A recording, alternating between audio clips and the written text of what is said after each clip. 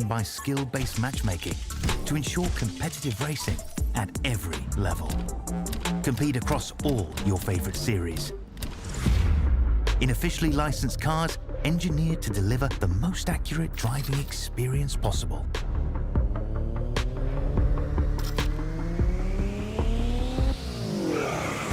Join a race or host your own with players from across the globe. Race against the computer or in a league with friends. Feel the thrill behind the wheel. Visit iRacing.com.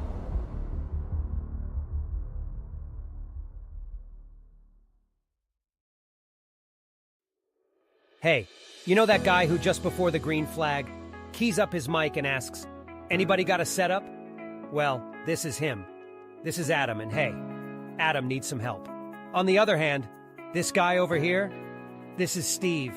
Steve is a solid racer and he knows his way around the garage. Steve's problem is time. With a job and a family, he can't find enough time to build competitive setups and to race as often as he likes. But as luck would have it, Steve knows a secret. He lets the Majors Garage crew chiefs do the setup work so he can focus on the racing. At majorsgarage.com, Steve can get setups for over 60 cars on the iRacing service. So no matter what series he wants to jump into, he is covered. Somebody, anybody, really should tell Adam. See you at the garage.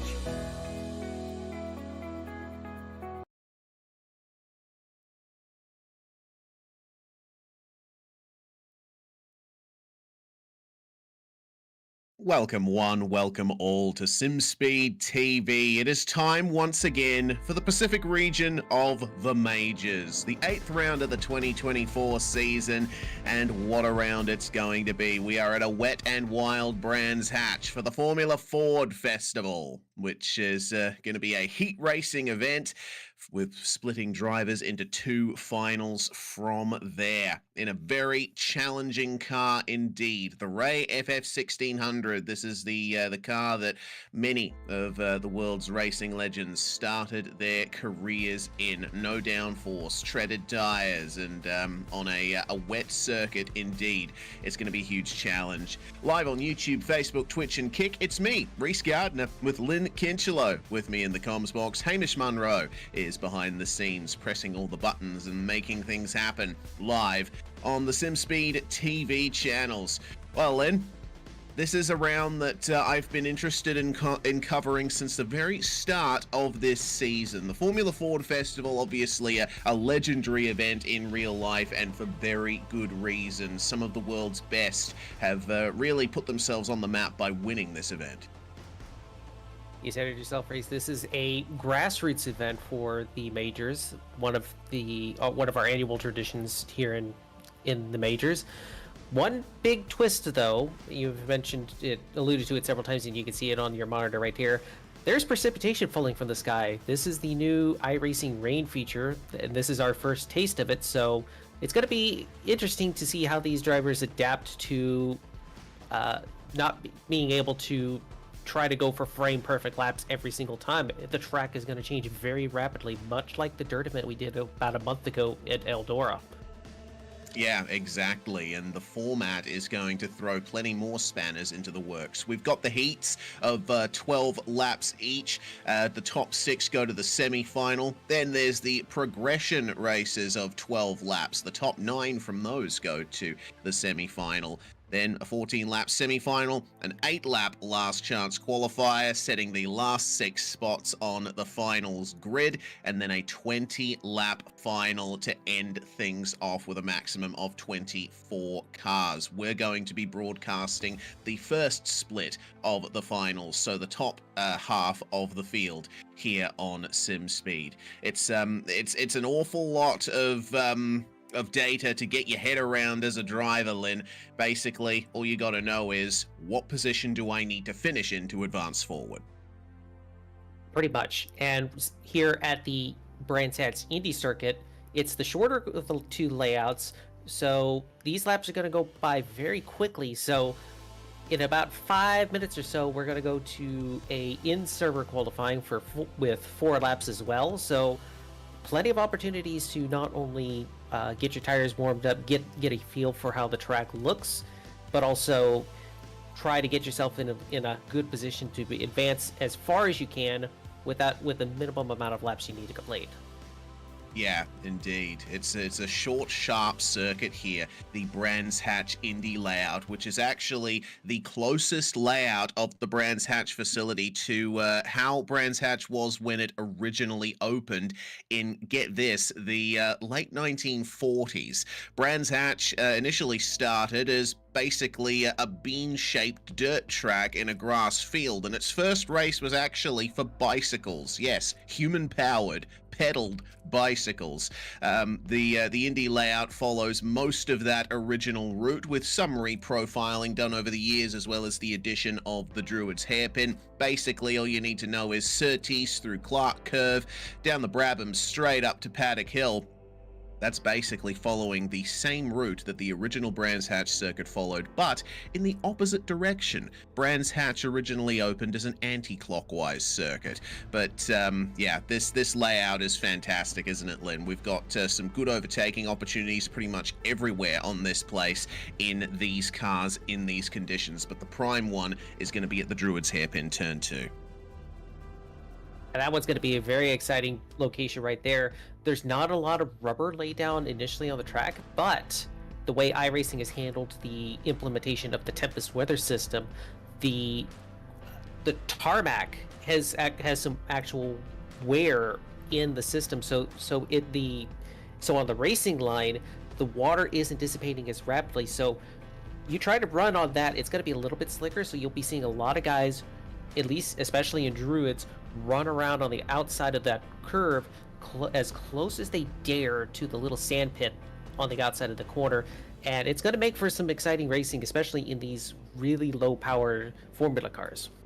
Yeah, indeed, and I think the nature of the racing line in wet conditions is going to be a point of contention at turn 4, coming through Surtees and into Clark, because you have to go across the track on the normal racing line. So drivers, when they're changing direction and trying to follow the outside line where the grip is, they're going to be running over that sort of slicker line in the wet. So that's one of the places on the circuit where we might see the most incidents, but that's all to come for this event here.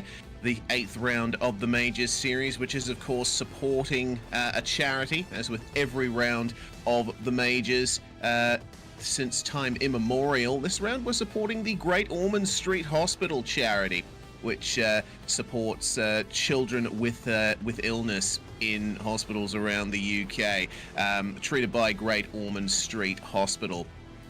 They fund things like in-hospital play teams, music therapy, art and entertainment programs, free home-from-home accommodation for families, a chaplaincy service, and they also fund groundbreaking research, cutting-edge medical equipment, and the building and refurbishment of child-centered facilities. They make sure that sick kids have the childhood that they deserve. If you want to lend your support, make sure to support www.gosh.org.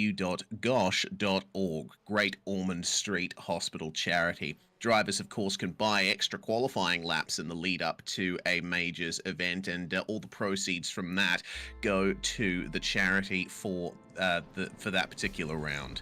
So yeah, once again, great to see that the Majors series is out there supporting all kinds of causes. Yep, that's a wonderful little tradition that we got started a couple of years back. And take a look again at the format real quick. Again, we're going to be qualifying in a few moments time. That will set the lineups for up to 3 heats, it appears, 12 laps apiece, and we'll send 6 of those drivers straight to the semi-main, which will be happening on this server. Everybody else has to filter through to the soup of sorts, and then we have to figure it out where we go from there. Yeah, exactly. We're having the checkered flag being flown in practice at the moment as we stare at the Grand Prix loop of the circuit, which is not being used on this shorter layout. Short, sharp, and fast. Love Brands Hatch Indy. Now we'll get to see what the drivers can really do around here in the qualifying session. As you mentioned, 10-minute session. Every driver gets 4 laps to set their time for the heat grids, and we already have cars emerging onto the circuit. It is a solo qualifying session. So the drivers just have themselves, the track, and the clock to deal with. You can spend these 4 laps however you please. If you want to go and run 1 lap, reset to the pits and run 2, or run 2, reset, run 1, or run all 4 at the same go, you certainly can. The only things that will be disqualifying to that particular lap, if you run off the track at any particular point, if you get a cut, you spin. Well, yeah, if you spin out, you also lose the lap. But we'll see what these drivers are able to manage. It looks like we have some of our first cars getting ready to take their very first flying lap in this qualifying session. Yes, and I believe the driver we're focusing on at the moment is Christian Challoner, the championship leader in the Pro Division for the Pacific region. Challoner has been the form driver pretty much the whole season, but he is being chased down by Dallas Pataska and Ross Banfield for those top 3 spots. They are all over 1,000 points so far this season. Let's see what Challoner can do here on his first lap. Challoner, of course, working for iRacing in the vehicle dynamics division. He's responsible for building the default setups that are supplied with each and every car on the service. So he definitely knows his way around this Ray FF1600 1.6 liter 4-cylinder engine in this machine. And it's all about mechanical grip. There are no wings to provide any downforce whatsoever on this car, but it's a rapid lap around Brands Hatch for him. 54.9 is the first lap from Challoner, and that is a solid 0.6 clear of Ross Banfield at the top so far. A very, very quick lap. He was able to pull off a 53.5 earlier in practice. So as he circulates around to complete his run, we should see those times tumble further down as you try to get what heat you can into the tires. These little 13-inch Avon all-terrain, well, I say all-terrain, they are mixed tread. They do move quite a bit of water, but not as much as you would say with an intermediate tire in Formula 1 Grand Prix action. Still providing plenty of grip for Challoner around this track. As we see him circulate around to the start-finish line for the second time, the next lap is a smidge faster. I want to say 54.960. That's exactly what he said, but Ross Banfield has responded wonderfully with a 54.8 to take provisional top time there and pole position for the first heat. So this will certainly be interesting to see with the likes of Challoner and Banfield fighting very closely at the top of these standings. There goes Dan Stevens up into 5th.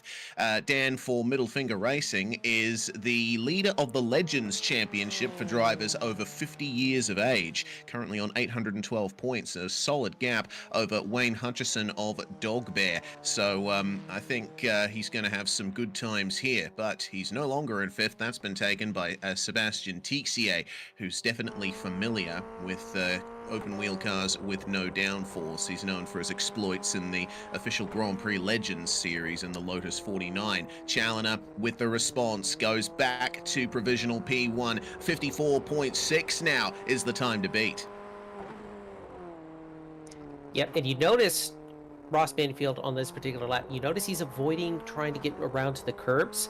There is standing water building up by the curbs, and also the paint will fill all of the pores in the tarmac surface, and that will just end up just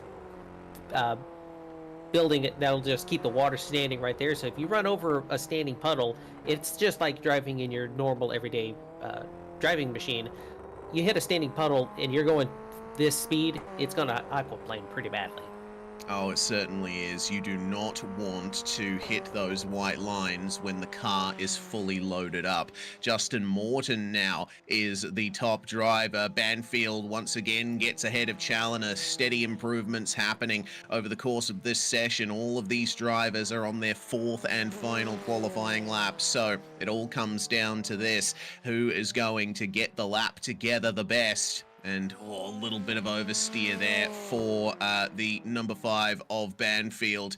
Let's see if he can continue this run on. He's looks like he's abandoned failed. that lap. Yep. So Ross Banfield will not be provisional P1. The best he can hope for is second, and I believe that's pole position for Heat 2.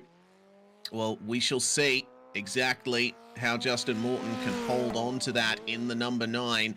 He's I think, begun his final lap there, or maybe he's just finished his final lap.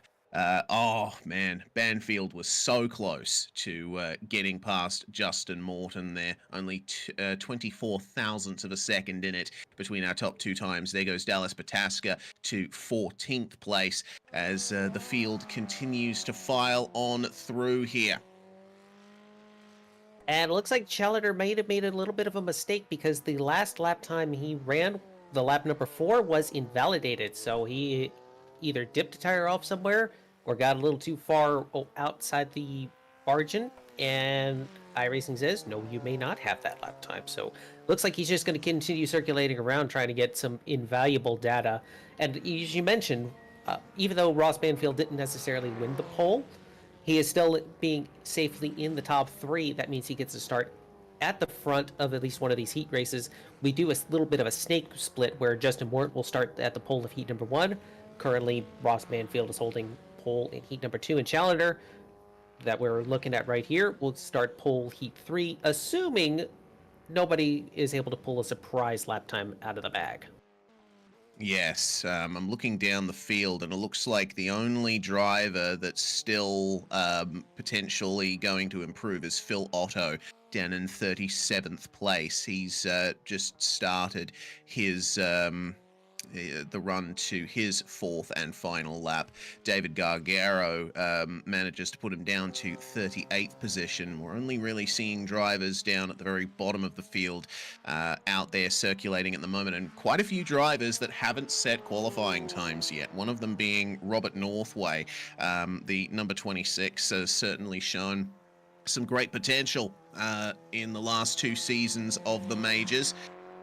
And he's going to make a massive improvement up to 26th spot. That's a 56.231 that Robert Northway has set there. So now we're just waiting on those times from Otto. He's improved to 35th place with a 57.0.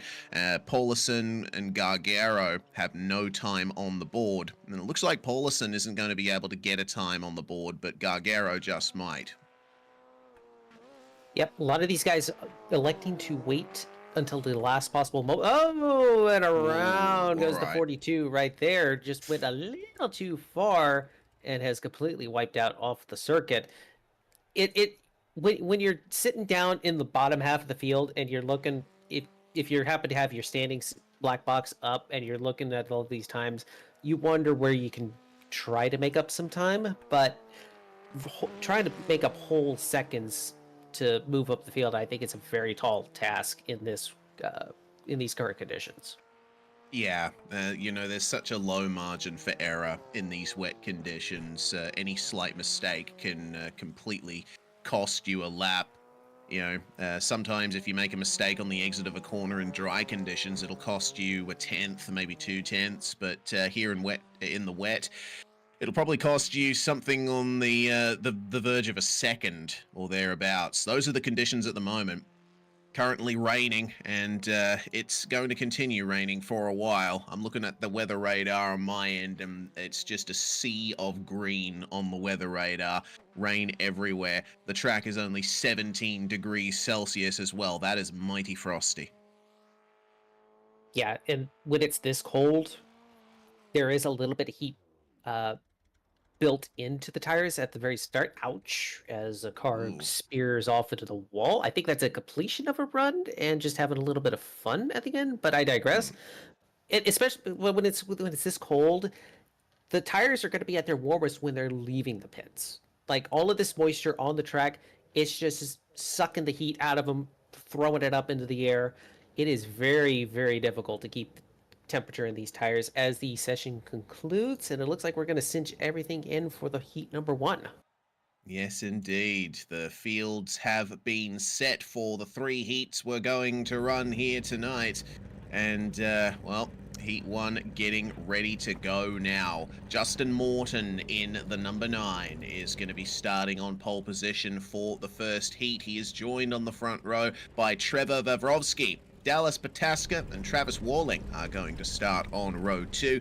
With Brian Barnes and Shane Vickery, 5th and 6th. Stuart Elder and Bryce Roberts are on your 4th row, with Robert Northway and Timothy Klaus rounding out the top 10. Then we have Nick Kuhn and Greg McEnany starting on 6th row.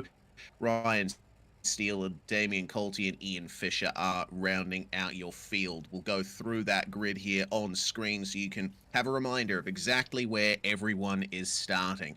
At the moment, Justin Morton, he certainly nailed that qualifying lap, so I would expect him to at least be contending coming into the first turn. Oh, and the revs are rising. It was a very quick grid time for this one, and it looks like we're away already. That was a little bit quicker than we were expecting. It's a good start from Justin Morton, but he's being pressured by Vavrovsky coming into turn 1. Steaming around the outside is Travis Warling to protect 3rd position from Dallas Pataska as it's side by side in the background between Northway and Elder. They will sort themselves out on the way into Druids. It's a run at 2nd place for Travis Warling. He gets up the inside of Vavrovsky, but Trevor is going to have the defense coming into Graham Hill Bend. You see that Morton is running wide, but that is the quicker line around here, and we've got a car off the circuit. It looks like that was Bryce Roberts that went off there. Looks like no harm, no foul. Just dipping a tire off onto the paint, slips up a little bit, but he's able to maintain going in the right direction, and he's going to be defending this position right now from what appears to be the Timothy Klaus machine. Indeed. Well, it looks like it's side by side for the transfer position. Shane Vickery and Robert Northway bang wheels on the way into Paddock Hill Bend, and Vickery goes off the circuit. He's going to get into the wall potentially. Yep, there we go. Rear end in the wall at Paddock Hill Bend. Vickery will be none too happy with how that one turned out. Northway was going for the pass, and they came together on the entry into the corner. One thing to note, this race has live stewards. This is a experimental event for live stewards, so there will be a review of that incident to see maybe if there could be some sort of review. But in the meantime, as things stand, it's still Morton, Vavrovsky, Warling, Pataska, Barnes, and Northway currently in the transfer positions. Yeah, oh man, well, Robert Northway ultimately getting into that coveted 6th spot, which means he'll transfer straight through to the semi-final, but yeah, you never know. The stewards might take another look at that incident and put him further back, which would be a great boon for the likes of Stuart Elder and Nick Kuhn, who are currently in 7th and 8th. It is on for the lead. Northway has just spun coming out of turn 1. He's lost that 6th position. Stuart Elder now occupies the last transfer spot. Northway's managed to get going cleanly, but that's a big blow to his chances. Didn't get a good look at it, but it sounded like he might have clipped the puddle on his way by, and there's a lot of standing water at the bottom of the hill after turn number 1. If you dip a tire off in there, it is going to play havoc with the underbody, losing your seal and getting sideways right there. Take a look on board with... This is our leader looking back at P2. Man, just right up on the rear gearbox right there. Dips outside, dips into the inside, and they're going to be crossing over each other, briefly taking the lead, oversteps the bounds, and that's going to allow Travis Warring to go Nova for the 2nd position. Yeah, there was an attempt by Trevor Vavrovsky there to get into the lead over Justin Morton, but man, you really have to be careful on your way into Paddock Hill Bend. It's a tough corner to pass at in dry conditions, let alone in the wet. Well, that's given an extra little bit of breathing room to Justin Morton here, who appears to be running a Crayola livery for this for this car. I remember those crayon-style liveries coming out for the Formula V when it first came out, and it looks like it's transitioned across there to the Formula Ford as well. But we will see if that livery can help him draw his way forward. The number 28 of Vavrovsky trying to fight back now on Warling. And we see in the background that Dallas Pataska is starting to gain things forward. He managed to run a 54.6 on the last lap, which was a solid gain on the top three. Currently, the fastest lap, I believe, is being held by Vavrovsky, a 54.432. That was set just a couple of laps ago. And Pataska is doing it smart right here.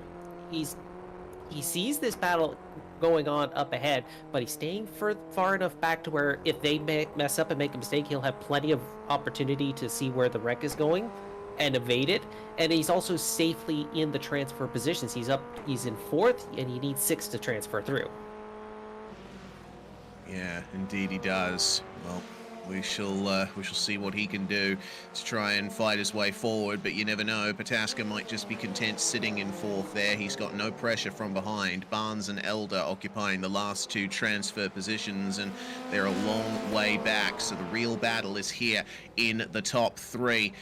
Morton, Warling, and Vavrovsky line astern on the way through Paddock Hill Bend. And 5 laps have been completed so far. We are on lap 6, so when they cross the start-finish line, we'll be halfway through this first heat. Yep, it's already gone by very quickly, doing better than a lap a minute. So just another 5 minutes or so of racing left to go. Pay no attention to the time on the board. It just happens to be that way. We have a little bit of extra in case of calamity. But this battle on the screen right here, Morton's currently scribbling around doing the best he can, but Travis Warling immediately pops a 54 flat. These guys are hauling in what I would think is exceedingly difficult conditions. Yeah, that's pretty crazy pace. It's almost getting up to the fastest times in practice. The fastest time in the practice session was a 53.5 from Challoner, and they're getting ever closer to that. The big reason for that is now that we have all of these cars out on the track and flinging their way across, that's a big slide there from P3. Off goes Vavrovsky, comes to a standstill. That promotes Dallas Pataska into the podium places. What did I say? He stayed back far enough to where Vavrovsky was already clear of the racing line by the time Pataska got there. Pataska moves up position, and more importantly, he moves further up the running order for the semifinal. We'll see if this encourages him to move his way down closer, try to run a little bit to the top 3. But his best time at the moment is only a 54.5, and his last lap was a 54.7. So probably not as confident as he would want to be in these conditions, but we'll see as we pass a stalled car in the lawn, and that's very soggy over there. Yeah, that's Shane Vickery in the number 30 that's come to a standstill there, and it looks like he's not going anywhere anytime soon. Not sure exactly what happened to him there, but he's been there for a little bit. Looks like he just lost it under brakes and caught one of the puddles. He's managed to get back going as our lead battle continues to burn away. They bang wheels on the way through, and oh no! Justin Morton gets sent off into the gravel trap. The rear end of the car destroyed. No, it looks like it's held up. Really, really lucky contact. I think he hit square with the rear of the gearbox. The suspension pieces didn't get bent at all, so he should be able to progress further, but that was a very, very tight moment right there. And thankfully, without any wings to worry about, if you take a little bit of a front or rear impact, you can kind of keep going, but that's going to promote Dallas Pataska up to the 2nd position. He's just benefiting from everybody else making boo-boos.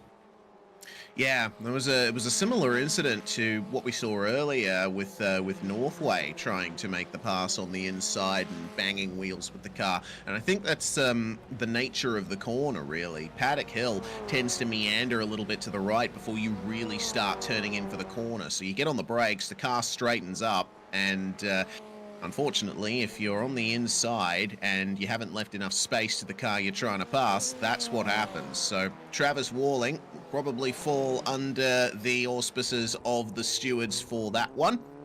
Regardless, Vavrovsky and Pataska now fighting here for what is now 2nd place.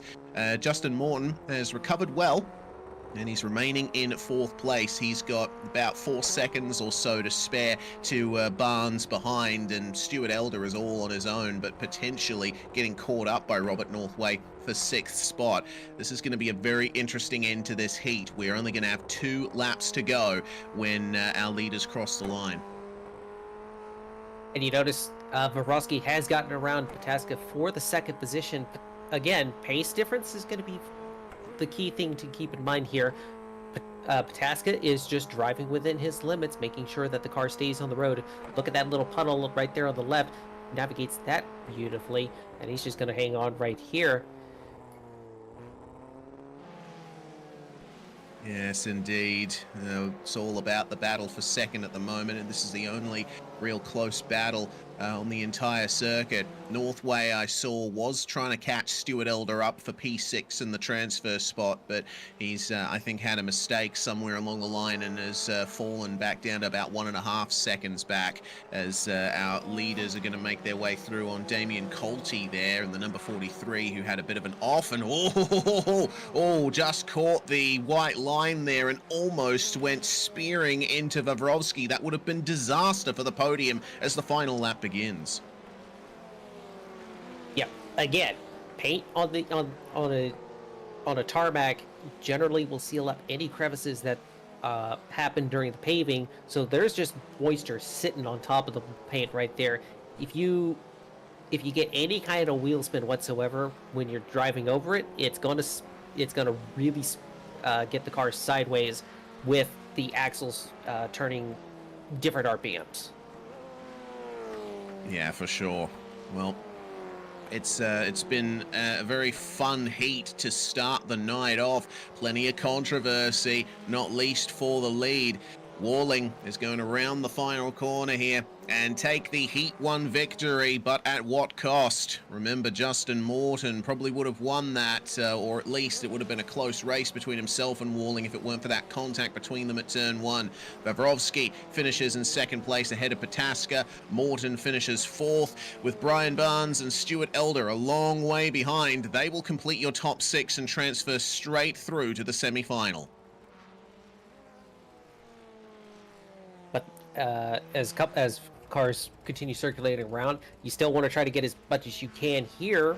There is a battle for 9th close, potentially Steele and Klaus coming to the line. Steele will pick up the 9th position, gets a little bit further ahead in the progression heats. Yep, certainly does. It looks like the last couple of drivers to come across the line will be will be Greg McEnany, who makes his way to the start-finish line last there. Damien Colty, Bryce Roberts, and Shane Vickery finishing behind the leaders on their laps. So that will be your field there for Heat 1, and we're immediately into the grid for Heat 2. Well, Ross Banfield, he had a fantastic run in qualifying, and he is going to start on pole for the 2nd heat. McGreevy will join him there on the front row. Seb Tixier and Brenton Foster will be in 3rd and 4th, with Stephen Verwyen and Sebastian Jackson on the 3rd row. Wayne Hutchison is going to start in lucky 7th alongside John Wade, with William Fletcher and Don Dolson rounding out your top 10. Then we have David Gargaro Jr. alongside Jake Fox, with Ronald McPherson and Joshua Mertz rounding out our 14-car field here. Let's go then immediately into the revs rising. Green flag flies, and we are away. Nice clean start from everyone in the field, but it looked like a bit of a better run from Seb Tixier. He has a lot of experience driving cars with less than optimal grip, but he needs to be careful to hold on to it through turn 1. He might lose 2nd place back to McGreevy here at turn 2. Into the Druids hairpin, late on the brakes for Brenton Foster. Almost went into the back of McGreevy there, but it looks like the field's made its way through the first couple of turns cleanly, save for Ronald McPherson, who seems to have had a spin at turn 1.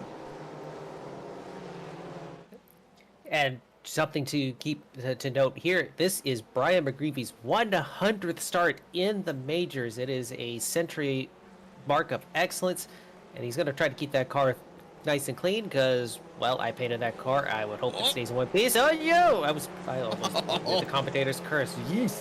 I know now. I know how it feels to be you sometimes when you call on these things. Yeah. Welcome to my world. Brenton Foster was up the inside of McGreevy there and almost lost it on the inside, but he has managed to recover. Foster currently in that coveted 6th place, trying to find his way past Sebastian Jackson, and that was a brilliant run out of turn 1. Will Jackson fight his way back, or will Foster go a bit too deep in Druids? No, well, I mean, he did go a bit deep, but that put him on the outside line, which is where the grip is. Yep, it works out that way conveniently, and he's going to proceed normally. Coming up here to these S's right here. This is the most difficult part, I think, of the track, because you're crossing over that racing line, and there's standing water to the left, standing water to the right, and you wonder, when the heck did the beach come all the way up this far into England? Yeah, of course, Brands Hatch in Kent to the southeast of London, so it's somewhat close to the sea, but a little bit too far in for those usual floodings. But we'll see what Banfield can do at the front of the field. He is jetting away from Tixier. The gap for the lead is now over a second, and 54.3 initially for Mr. Banfield. He's getting this race off to a fantastic start. It is on for third, though. Look at that. The number 73 of Stephen Verweyen in the green and white machine being chased down by McGreevy, who has cracked the hundo for Majors starts, as you mentioned, Lynn. He is embroiled in that fight with Foster at the moment. McGreevy, I think, slipped to 4th on this exchange, and he potentially is under threat for this position as well. As you see, the difference in the lines that these drivers are having to take, not only for visibility, but also trying to find a little bit of extra grip wherever they can as they get the run down into turn number 1. They'll try to hug the inside as best they can, but then they'll run right on the racing line, but try to cut deep inside, miss that puddle, and we're going to have a battle for 4th right here. Foster to the inside, barely almost nicks the vehicle of McGreevy and move Foster up into the 4th position right there. That was a good move. Just enough room given by both drivers and not an inch more, which is exactly what you like to see. Formula Ford racing is always exciting, and in the wet is certainly a great challenge to completing those moves cleanly. It was a little bit scrappy on the first lap, as you would expect. These drivers still getting used to the conditions, I think, despite the 2 hours of practice that they had in the lead up to the event. But, yeah, now I think we're just waiting to see if there's any sort of comebacks from the drivers behind. Currently, Sebastian Jackson occupying 6th, and he's got about 1.5 seconds to spare back to John Wade and Wayne Hutchison. And it looks like Hutchison and Wade are having their own little battle, changing positions. It looks like there's a driver off there. That's Wade. That's the reason for the position change. John Wade going off at the first turn. Got a little too overeager into turn number 1. Oh no! Foster! Brenton Foster has spun and he's out. Looks like the suspension's been destroyed. It looks like he had a slide on the exit of the corner or a hardware failure. I see what's happened there. Brian McGreevy ran straight into the back of him because the number 23 had a hardware failure. The brakes were stuck on, and that has completely ruined the race there for both of those drivers. Brian McGreevy, it looks like, will be out of this race as well. It's such a shame. You know, cracking 100 starts in the majors and having your heat end that way thanks to an issue completely out of your control and the other driver's control. It's just like real racing. Sometimes mechanical failures happen, and you think you put the roof on and nothing can go wrong? Well, then it all went wrong. Yeah, such a shame for Brenton Foster and Brian McGreevy, but the drama's continuing here. Off the track goes David Gargaro, and, well, he will find the grass, do a little bit of lawn mowing, and come back onto the circuit cleanly at a very reduced pace. He's fallen quite a few positions out of that. Well, all of that drama has resulted in now a battle for that 6th position. Remember, that's the transfer spot. You finish in 6th, you will make it into the semi-final full stop. Don Dolson here in the number 21 currently occupying that place, but William Fletcher is trying to chase him down. These cars relatively even on pace, while Foster is running a. Or, Ah, Hutchison! Wayne Hutchison! What's going on for him? That was a big off at turn 1, it looks like. So that's now promoted Dawson and Fletcher into the final 2 transfer spots. This heat is proving to be quite dramatic. every time I try to do any kind of analysis, something else happens. So, from the looks of this replay right here, I think Hutchison got a little too hot on the brakes, possibly had the brake bias too far forward, and that caused him to wipe out. And that just promoted Fletcher into the auto transfer position, but Hutchison still holding on to that 7th position, will start pretty far up in his progression final here. Meanwhile, my telemetry indicates that Gargano has a meatball flag being displayed. He's going to have to come to the pits from the 9th position. Appears to be some suspension issue on that vehicle. Now, in the major series, in all events, there is a spare car available, so Gargano will be able to hop immediately into that vehicle and go right back out, but he's going to fall pretty far down. He's going to go to about the 10th position. That'll be about 3 or 4 in the progression final. Yeah, we'll have to wait for his run through the progressions to get that one done, and maybe try and secure a spot in the semi-final from there. Well, we're rapidly approaching the end of this heat, and Ross Banfield holding on to the lead beautifully from Seb Tixier, but Tixier's responding well. 54.09 for the new fastest lap of the races. Position changes between Fletcher and Dawson for 5th and 6th. Looks to me like the battle for the lead is over for the time being, unless there's some kind of drama for Banfield. Tixier is looking quick, though. Yep, 0.4 of a second difference in the last 2 laps, and with only a 2-second gap to overcome, there's enough time left in 3 laps to be able to get there. I don't know if there's going to be an opportunity to make an overtake, but the last time we saw Tixier was at the Nürburgring round in the Lotus 49. These two were definitely going at it back then, and we're going to have a bit of a resumption of hostilities here. Oh, we certainly are. Well, and once again, Tixier running a little bit faster than Banfield, takes another 0.2 out of that gap for the lead, but it still sits at over 2 seconds. So all Banfield has to do is hit his marks, and he'll likely come away with this victory. It's certainly going to be difficult for Tixier to make that gap up with only 3 laps remaining in this race. And he ran a little bit wide in turn number 1, and that allowed Banfield to gain that position again.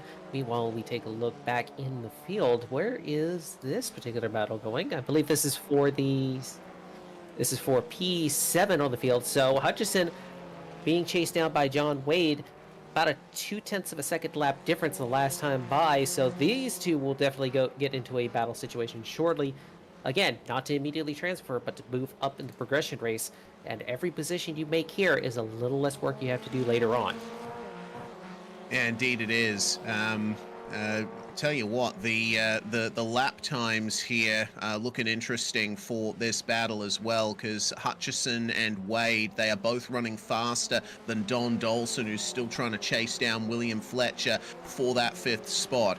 So as the final lap will be beginning shortly, I think there's going to be a 4-way battle for those final couple of transfer spots. Hutchison is a very quick driver, remember.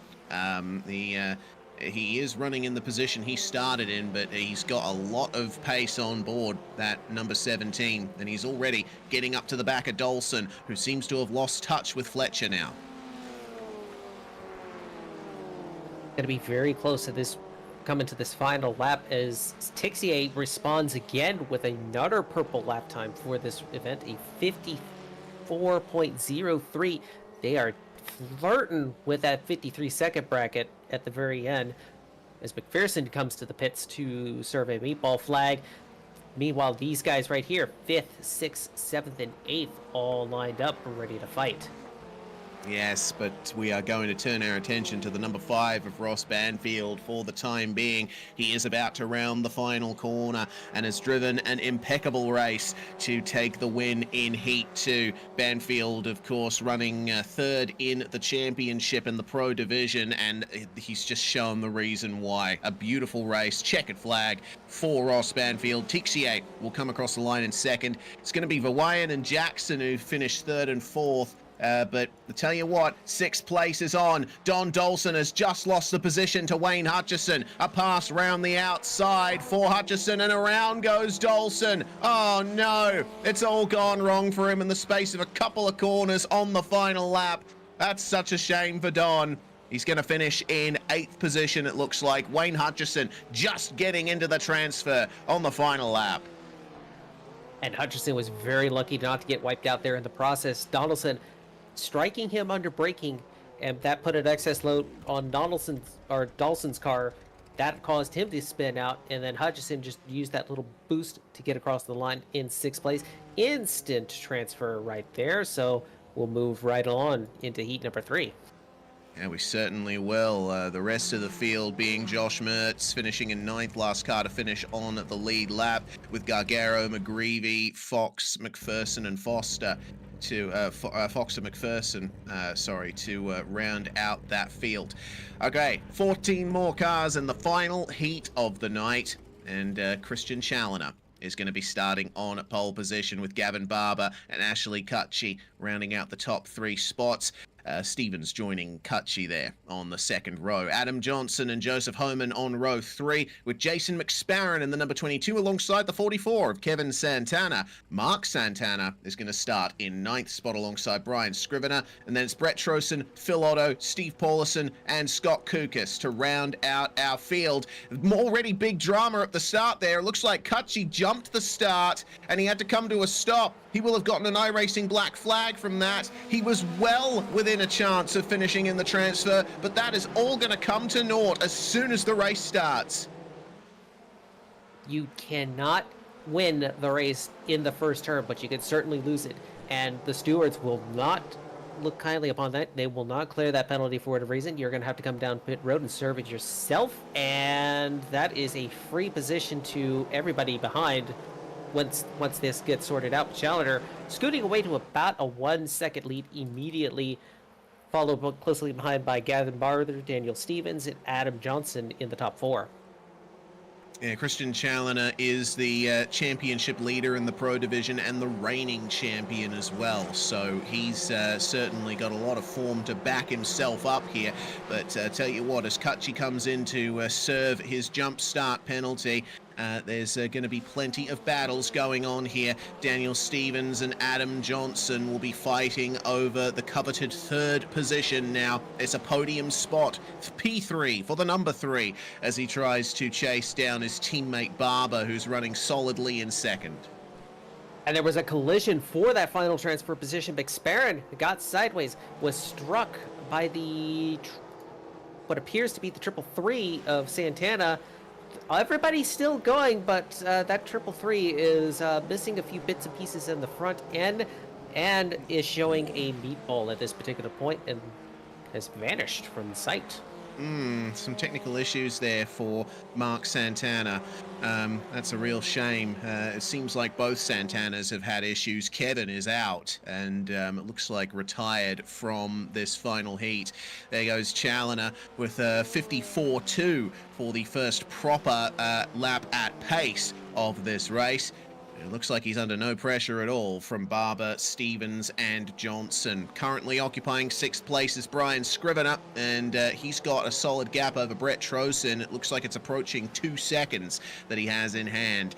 But Trosen, McSparron and Otto will certainly be fighting hard over 7th spot. Remember, every position is going to count for something in this. Yes, if you finish in the top 6, you will transfer straight through to the semi-final, but these... every position is going to set your starting position for the progression races.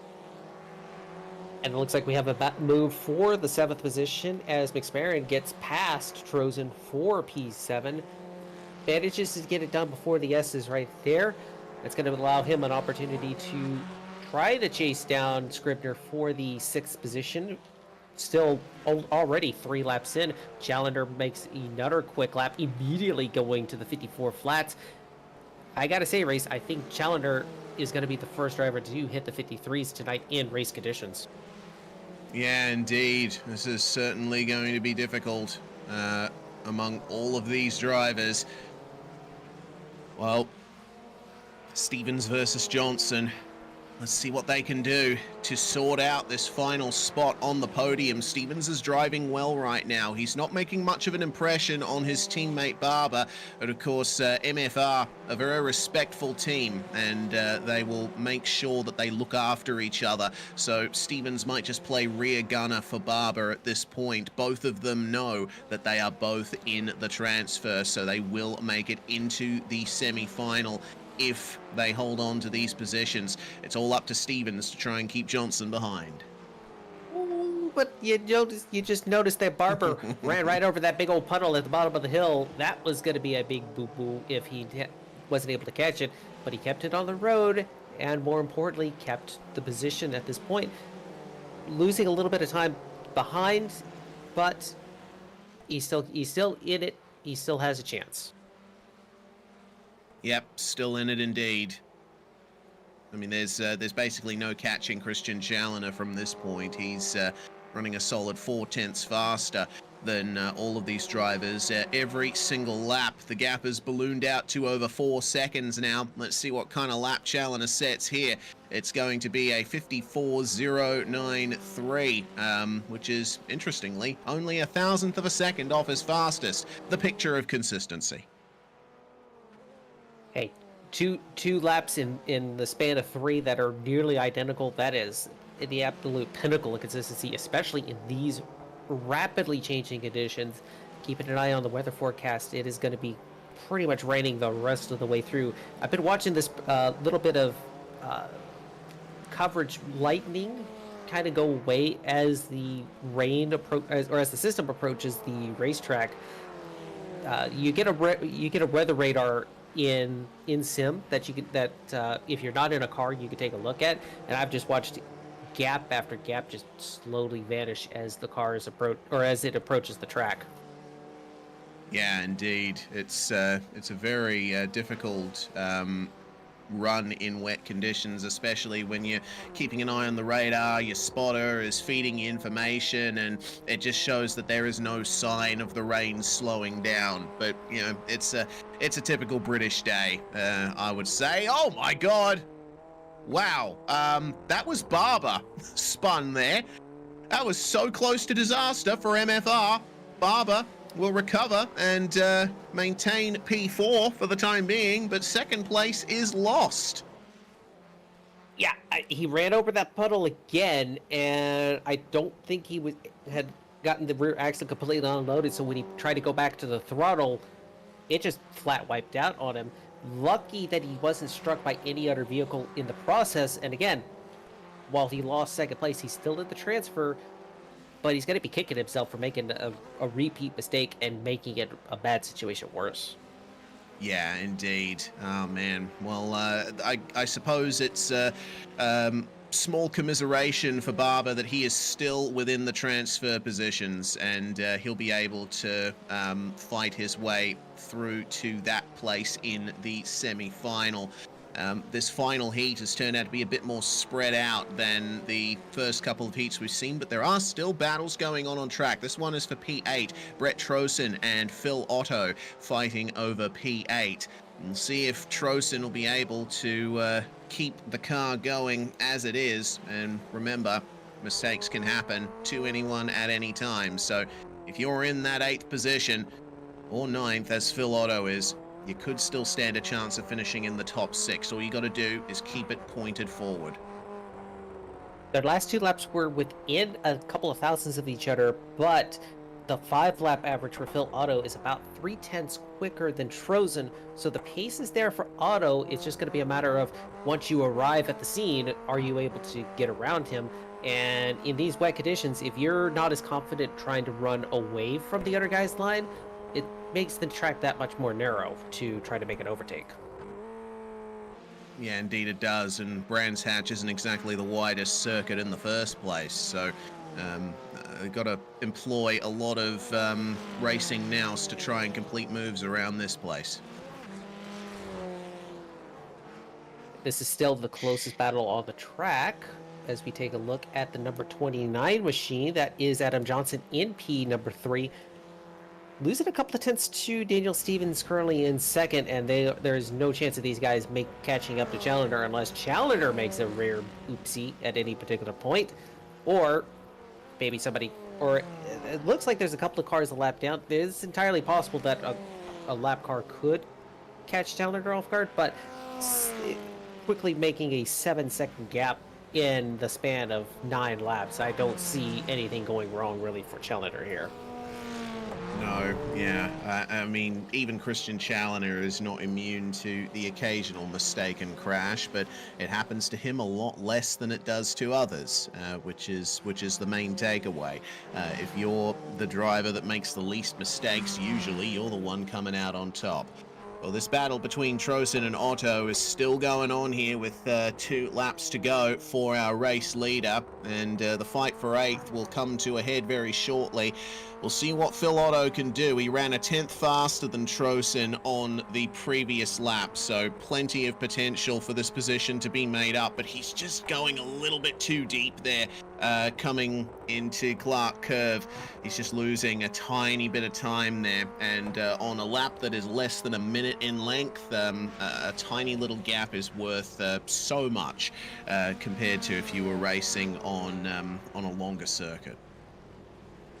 Yep, and these curbs around here are rather tall by modern standards, so there's a little bit of standing water still hanging around these curbs. So you get close to them, you will aquaplane just a little bit on that inside, and especially in those S's, any kind of aquaplaning there will really mess your line up for the next corner.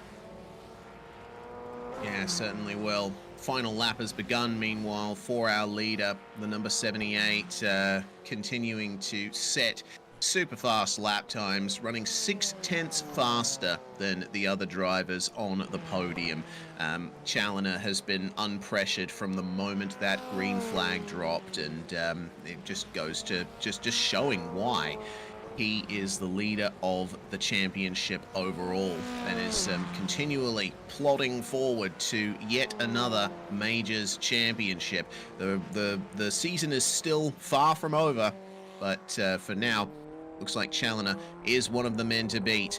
But we'll see if he'll fare any better when he's up against the winners of the previous heats.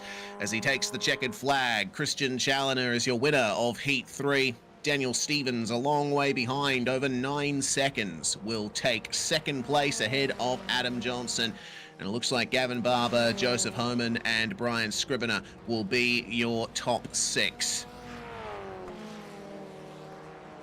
So what I'm seeing from these cars right now, as we watch the battle for 8th continuing on, it's kind of devolved into World 100 again, our dirt oval round.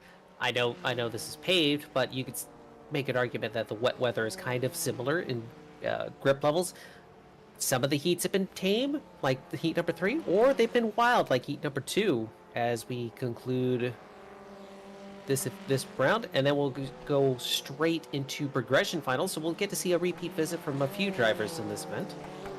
Yeah, indeed we will. Basically, take the top 6 from each heat and take them out of the order. And that's going to be the fields for the progression races. Immediately getting into it and starting on pole for the first of our progression races will be Robert Northway. He's going to be joined by Jason McSparron on the front row, with Don Dolson and Ryan Steele 3rd and 4th. 5th and 6th will be Phil Otto and David Gargaro Jr. Greg McEnany and Mark Santana going to be starting 7th and 8th. Then it's Jake Fox and Bryce Roberts who round out the top 10.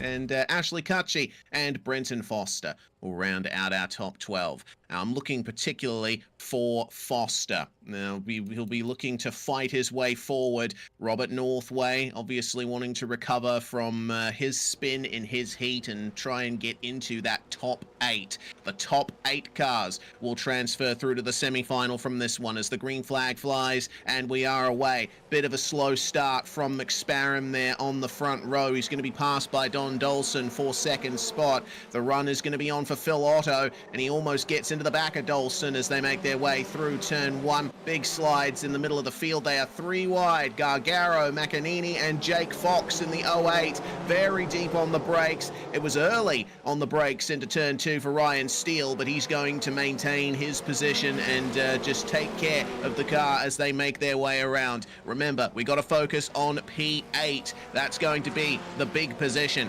and pretty much everyone except Northway is involved in a battle at the moment. Northway able to get away to a 2-second gap immediately, and that's going to help him stay away from all of this drama. Meanwhile, Brenton Foster trying to go from the back to the front, it appears. He's already up to 9th position. He just needs to grab one more spot to get into the semifinal immediately. Meanwhile, everybody else is just kind of circulating around, still side by side, up for position number 6. That appears to be Steele and Cutchy battling for that position.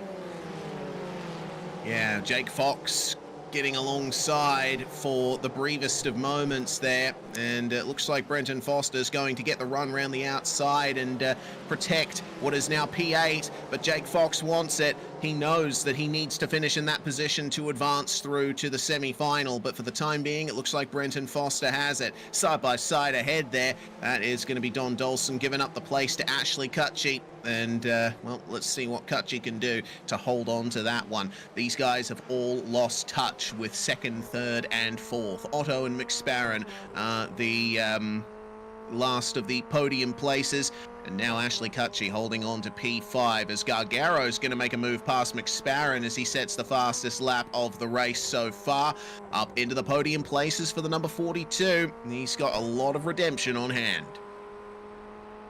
And you see the onboard telemetry with Cutchy going as fast as 180 Ks down the front stretch, and then as slow as 80 Ks into turn number 2, the hairpin. Meanwhile, take a look at the Gargano car making his way up to the 3rd position. These guys are just trying to get away as smooth as they can, try to have as few mistakes as possible in this wet weather conditions. Meanwhile, looking further back, take a look at the Foster machine, if we can. He's up to P number 7, and if you're Jake Fox, who just lost the 8th position to him, you're going to try to follow him straight through. They're going to go side by side for the 8th position. It is Steele versus Fox for P number 8. And looks like Brenton Foster's going to be going for it on Don Dolson as well very shortly, as Dolson goes wide in Paddock Hill and off into the gravel trap. He falls out of the top 8. Jake Fox is also losing positions too. It looks like Fox has had an off in turn 1 as well. Maybe contact on the part of Fox and some other driver. Gargaro spins coming into Graham Hill Bend, and he's going to fall out of the podium positions into P5, just ahead of that steaming pack. Ryan Steele and Brenton Foster see another position up for grabs. A whole lot to unpack in that first turn right there. Dawson just going too far out to the outside and wiping out. Meanwhile, Jake Fox hit the puddle on the inside and he wiped out. Gargano trying to look right now. It's under braking from my perspective, and I want to say that... Hey, you know that guy who just before the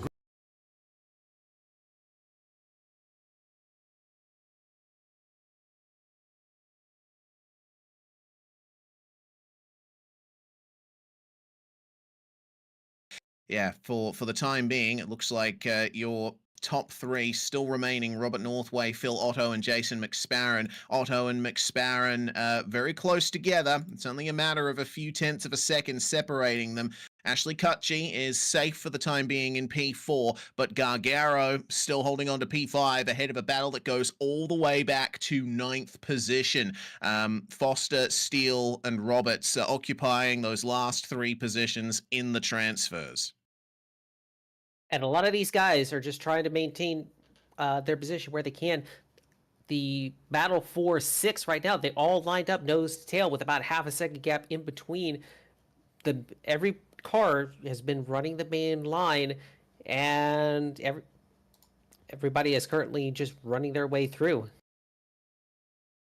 Yeah, Ryan Steele, I saw, had a little bit of an off in turn 1, and he's lost a little bit of touch with Gargaro. The teammates of Bryce Roberts and Mark Santana almost came together as well. It seems like Mark is having some technical issues of his own, but for the time being, lap 6 just about complete for our leader, Robert Northway, and he's continuing to jet away at the front of the field. He is far and away the fastest car in the field. All he needs to do is make sure he doesn't make mistakes. 54.5 is his current lap, and that is a solid half a second faster than the likes of McSparren. Actually, a full second faster than McSparren at the front of the field.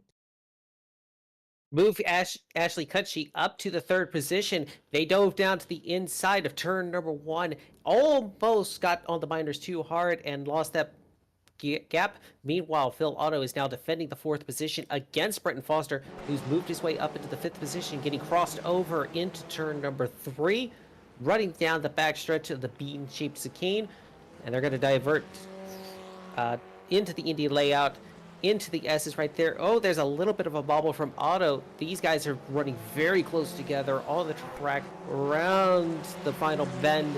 These guys trying to find any little bit of grip they can.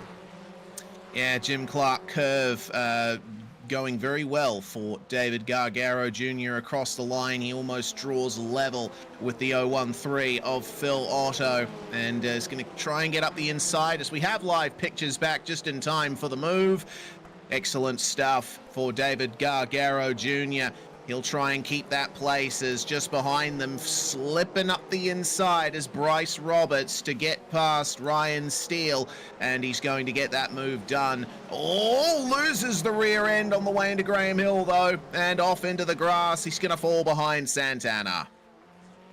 That's a lot there, and when you get out into that grass, when it is wet, there is absolutely no grip right there. It is as bad as ice. He loses a few positions right there. He, in fact, will move into the 9th position. Meanwhile, the party is still on here for P number 6. Phil Otto, Ryan Steele chasing him up the front stretch. They go one more time, starting lap number 8.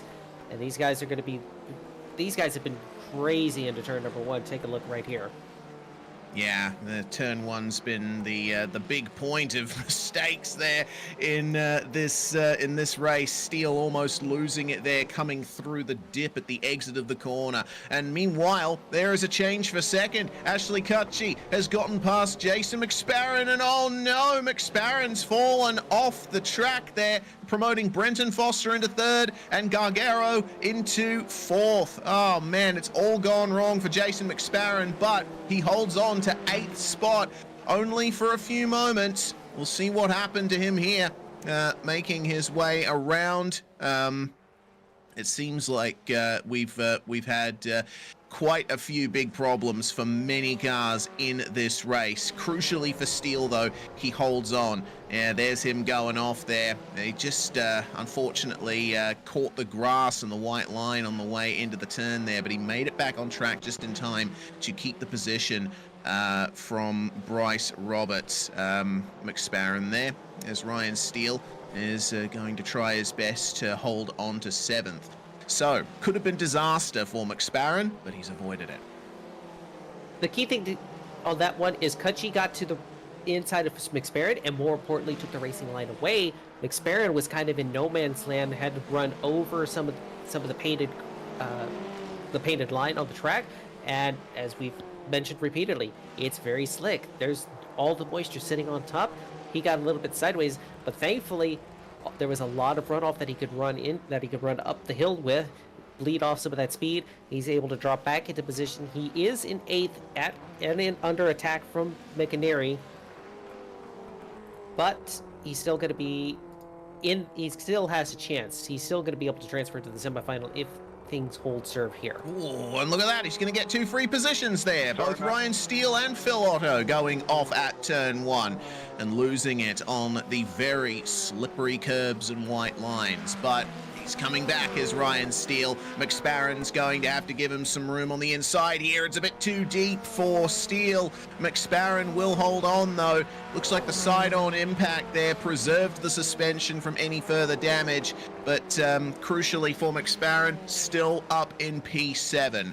Phil Otto is going to be none too happy with that mistake he made. It is the final lap, meanwhile. Robert Northway just crossing the line to begin this final tour around Brands Hatch Indy in this first of the progression races. It's still on for second between Ashley Cutchy and Brenton Foster. Foster going for the fastest lap right at the end of the race. A 54.0 goes to show how quick Foster can be when everything is going his way. Very quick lap right there for Foster. He's got to have a chance to get from last to second in these final couple of corners. Meanwhile, we take a look at the Northway machine running that Lightning McQueen tribute livery, the world famous Piston Cup champion of many times, coming to the checkered flag. Northway's going to win handily. Meanwhile, the battle for second is going to settle in favor of Cutchy, able to recover from that penalty in the heat race beforehand. Yeah, good stuff from Ashley Cutchy. Brilliant recovery. He and Foster rounding out the podium, and then McSparren, Steele, and Otto, the final of the top 8 there. Good stuff from all of those guys there to, despite their errors, still get into those coveted transfer spots. The last finishers will be Bryce Roberts and Don Dolson.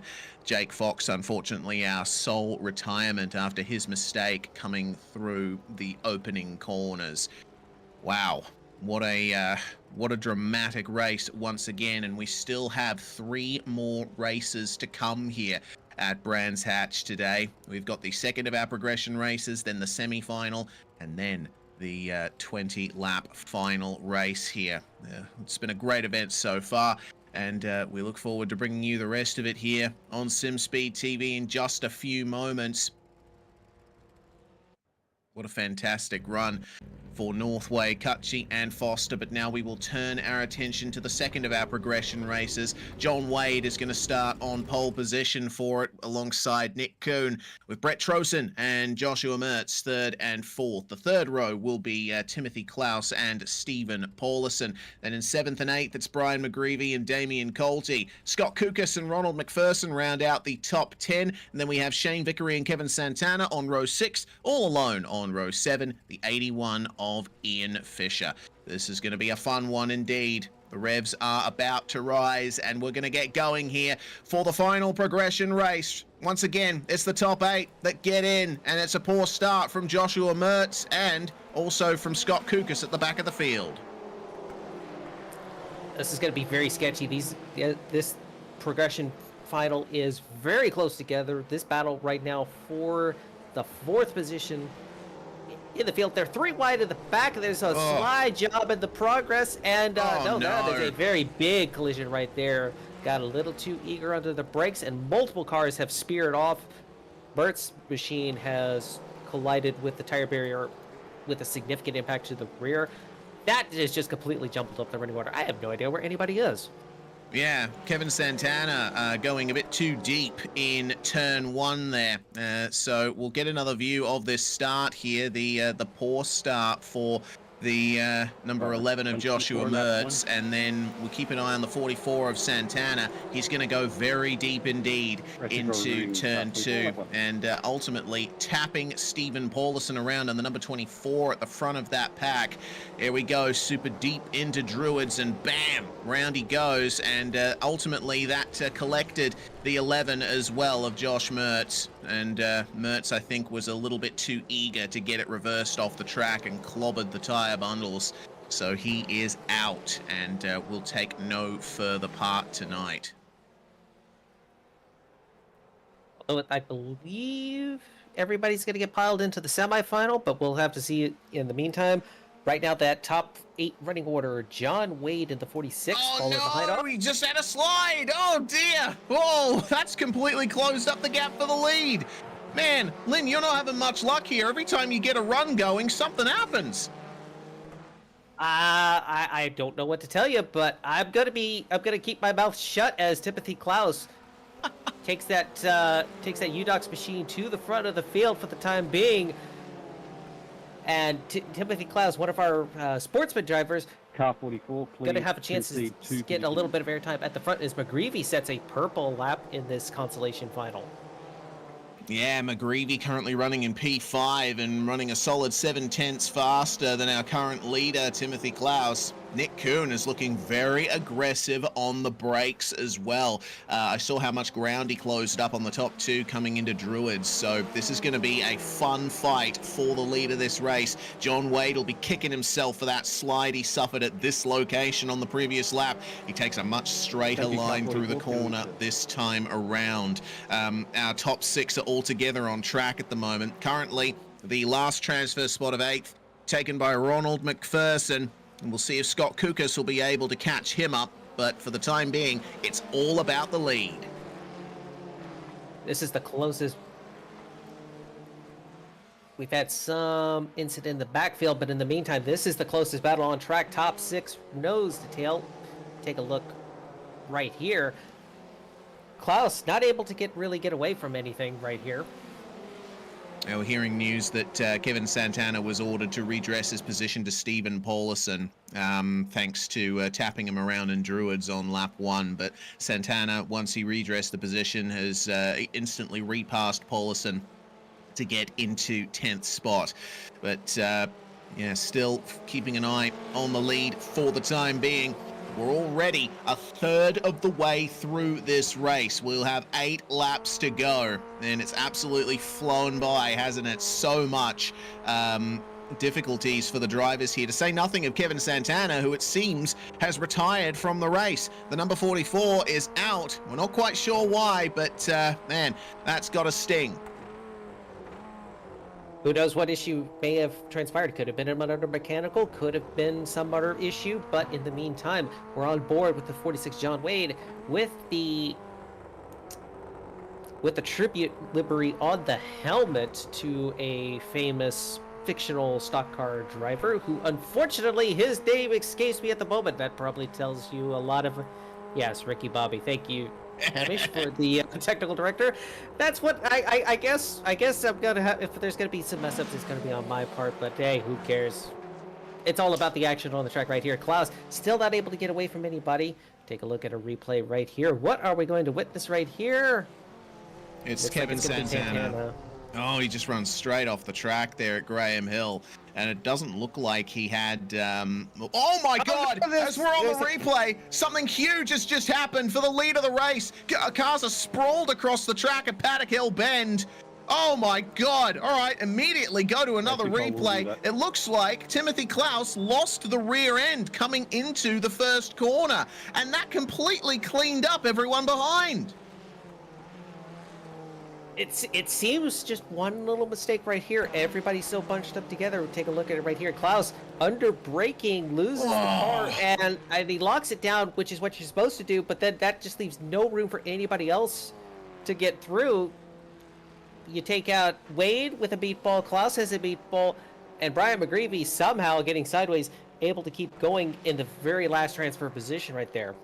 That's crazy. Man, John Wade went airborne, and I'm amazed that he was even able to get that car back to the pits with the condition it would have been in after hitting the ground at those speeds. Well, what that's done is it's promoted Nick Kuhn there to the top running place. Brett Trosen currently in second. Damian Colty finding himself in P3 after starting 8th. And McPherson, well, he was outside of the top 8, wasn't he, when we last checked in on him? Now he's running in 4th. So just goes to show how quickly things can change in the major series. And with some of these drivers in the Legends division, they're being the smart ones. They're just hanging back, trying to drive their own race, and that's allowed them to advance up the running order when everybody else makes boo-boos. They have a shout to Ron McPherson, one of the older guys in the series, able to work his way up into the 6th position. He's going to be able to transfer to the Semi Athene's hold station here, starting lap number 7. Yes, I was looking at the wrong results screen there. Sorry, Ronald. Although you would appreciate me saying that you were in P4 briefly, but yeah. Oh dear, got to be careful though. Coming into turn 1 here, it looks like that's Scott Kukas that's evidently had some issues getting through turn 1. Almost got cleaned up by McPherson. Let's see what Ronald can do here to try and negotiate this battle, as Shane Vickery will pass Kukas for P5. This is really the only battle on track at the moment. These are the closest cars on the circuit, and McPherson will be holding on nicely. It's another poor run for Scott Kukas out of a corner. I don't know if he's experiencing some kind of mechanical issue or what, but he doesn't seem to be getting the run out of the corners here that every other driver can. Kukas ran really wide off of turn number 3 right there, and he got over the paint onto a little bit of a rumble strip section. I'm not sure what the material composition of it is, but what that allowed McPherson to do is get the better run off on the tarmac, as Kukas had to tiptoe his way back onto the track, and we can move McPherson up to the 6th position as everybody sort of seems to cycle their way through. I think it's finally calmed down enough to where we could get a good picture of what's going on. Yeah, finally. It was an absolutely chaotic sequence of laps that just transpired. We'll keep an eye on the gaps and on the lap times as well, because I'm keeping an eye on Nick Kuhn. I mean, he's just jetting away at the front at the moment. 1.6 seconds the gap over Brett Trosen, but Brett has run slightly faster on that last lap. It's a matter of only 0.03 of a second or so, but could still be worth talking about. It's turning out very nicely for Nick.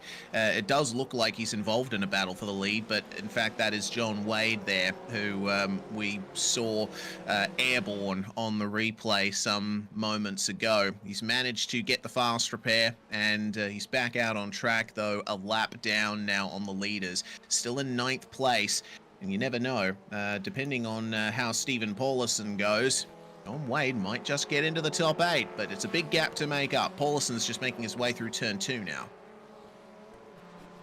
Just may have barely seen it on the camera, but Trosen had a really big moment into the final corner. Lost a little bit of ground.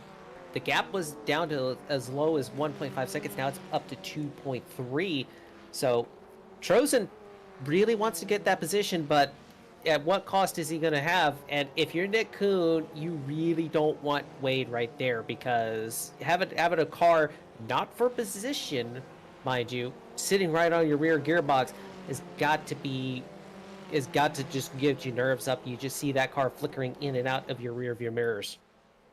Yeah, and remember, John Wade was fighting for the lead of the race before that big crash, so you know that Wade is at least on par with Kuhn when it comes to pace. So yeah, I'm sure that Wade will be respectful and keep some distance and not try to fight him. But you're right, it would be a distraction for Kuhn to see him in his mirrors. It's the white flag already. How on earth did that happen? Fantastic drive from Nick Kuhn here to grab that lead and keep in it the whole way through. Took some great avoiding action at turn 1 when the big crash happened, and for the time being, it looks like Stephen Paulison will be safe in that 8th and final transfer spot. Paulison's just taking the white flag as we speak, as Nick Kuhn is halfway around the lap, and well, finally the calm hits right at the end of the race. and I hope I haven't manifested some other huge incident out there, but looks like everyone is spaced out, everyone's minding their own business, and it's just down to Nick Kuhn to put the power down out of the final corner and come to the start-finish line. The second of our progression races will go to the number 19, Brett Trosen, some ways behind in second place, but he secured his spot in the semi-final with Brian McGreevy and Shane Vickery almost coming together there for 4th and 5th. And then it's a long way back again to Ronald McPherson, who finishes the 143 in P6. Scott Kukas will come across the line in P7. Vickery getting the fastest lap on the final lap of the race. Hey guys, Stephen Paulison, no pressure from I behind, do will take that apologize. I 8th just and lost the final phone in transfer turn one. place. I'm sorry for those that got caught up in it. And if you thought that was chaotic, we're going to go straight to the semifinal, and we're going to do something really, really, really insane. We've had a maximum of 14 cars up on the grid at this particular point. Now we're going to throw 34 of them out there for 14 laps. Oh boy, I can see the prepare bill coming from a mile away here. Oh yeah, absolutely. Well, here we go then. Travis Walling and Ross Banfield on the front row with some big heavy hitters of Challoner and Bavarovsky in 3rd and 4th. Seb Tixier will start in 5th alongside Daniel Stevens, with Dallas Pataska and Stephen Verweyen on row 4. Then we get to Adam Johnson and Justin Morton to round out the top 10. Sebastian Jackson will start in 11th alongside Gavin Barber, with Brian Barnes and William Fletcher 13th and 14th. I'm hearing the revs rising already. It is a short grid. We're already away. Travis Walling will lead us into turn 1 with Ross Banfield and Christian Challoner fighting over second spot. First time tonight that these drivers have all raced wheel to wheel, and what a big field of cars it is, waiting to see if there's any chaos in the back of the field as they make their way to Paddock Hill Bend for the first time. Challoner securing second over Banfield there. Slight contact between Vavrovsky and Tixier. Seb is going to maintain P5. We've got cars off. It looks like Justin Morton off in the inside of turn 2 there. Also seeing positions lost for Brian Scrivener and Brett Trosen as Wayne Hutchison and Robert Northway scrap over P16. Well, the lead is there for Travis Walling, but it is by no means a calm one. Christian Challoner right behind Banfield and Vavrovsky, chasing them down. Challoner is going to try and find a way through at turn 1 here. He's got a great run down the start-finish straight. He'll be on the outside coming into turn 1, and he's going to try his best to find the grip round the outside of Paddock Hill Bend. Has he gone too deep, or has he nailed it? He's absolutely nailed it, but the puddle and the dip just completely screws his momentum there, and Walling's going to keep the inside into Paddock Hill, but Challoner round the outside with the straighter exit. He's going to go for it at Graham Hill. And that's going to force Warling to the outside. Oh, no! He's going to go sideways out into the no man's land. That promotes Banfield up to the second position. I was about to say, Travis Warling isn't in the championship, but his teammate Ross Banfield is. I thought there was going to be some kind of tactical maneuver. Nope. It's just going to be Challoner making his way through. And now the battle is on for the lead as Banfield replaces Warling in the UDOX position against Challoner in the Mega Racing Team slot. There's wheels skittering and sliding all over the place right now. Yeah, and Challoner is in exactly the same position as he was on the last lap, but at least he can try his best to get it done here. Almost banging wheels on the way out of Paddock Hill Bend. Man, this is going to be a tough fight. There's a move behind for Seb Tixier. He gets into that 4th position and tries to challenge for 3rd. Challoner versus Banfield on the way into Paddock Hill, and Challoner got a little push, it looks like, from Vavrovsky. Banfield shuffled out wide and into 3rd, and Tixier is trying his best to find the best place to stake his claim for that podium position here in the semi-final. Now that Challoner's in the lead and they're all scrapping together behind him, I'm expecting him to pull away, but we've seen plenty of strange things happen already tonight. The key thing to keep in mind, position 18 is the final one that automatically goes straight to the final. Gargano Jr. just went off the track for 19th, but in the meantime, a move William Fletcher up into 18th. Actually, never mind, Justin Morton is able to get around him for that spot. The positions have been shuffling around so quickly with such a huge field of cars and such a small track. You would Thank you, think it's short Debbie. track Saturday Debbie. night, but it is Saturday night, Sunday morning for you Aussies and New Zealanders. It is wet and wild here in the majors. Oh, it absolutely is. Oh my God, okay, off goes one of the UDOX cars. Robert Northway with a big slide in Graham Hill Bend. It looks like that's Travis Warling that's unfortunately found the wall, and he is out of the semi-final. Oh, such a shame for him.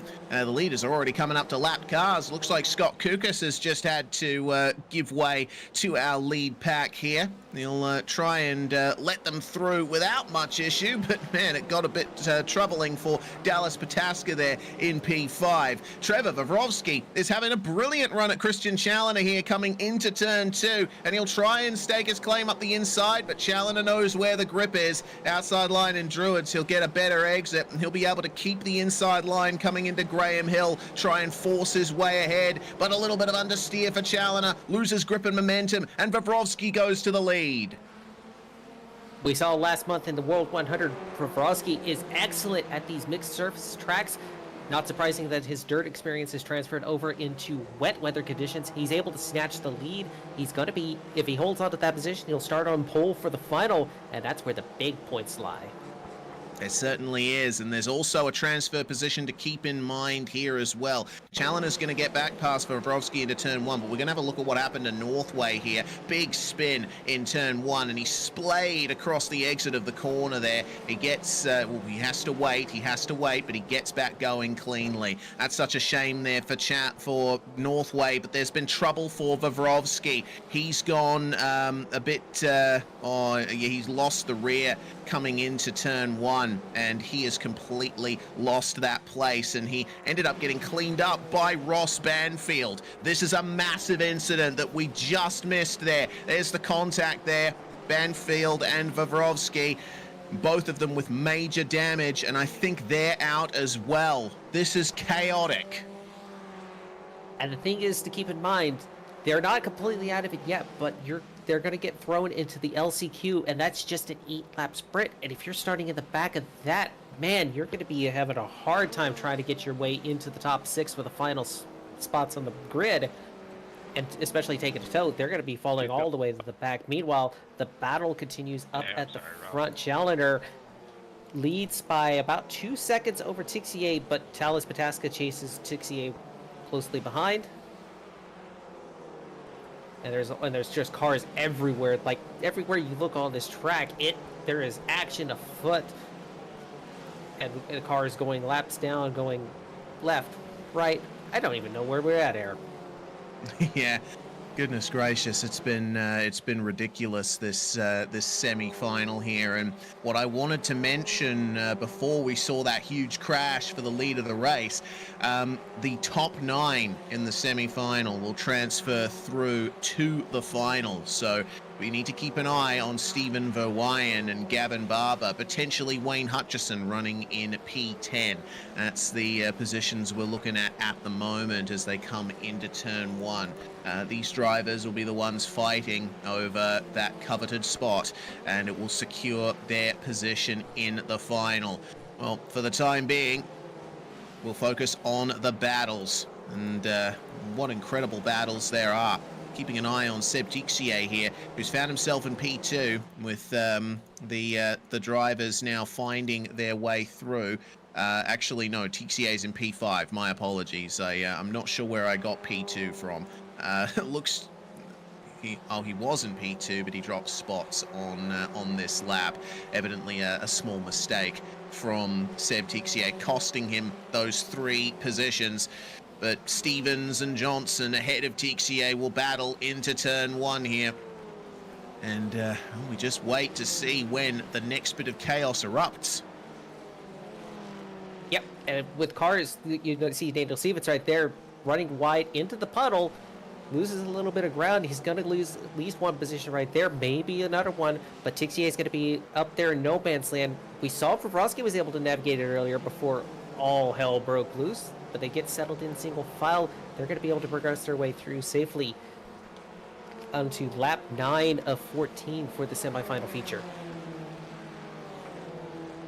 We'll have a look once again at what happened to This is further back in the field. Northway making contact with the 68 of Brian McGreevy there, coming into the final couple of corners, and a little bit of a return serve there as there was another spinner. That's the 43 of Damien Colty that found his way into that little car park at Jim Clark Curve.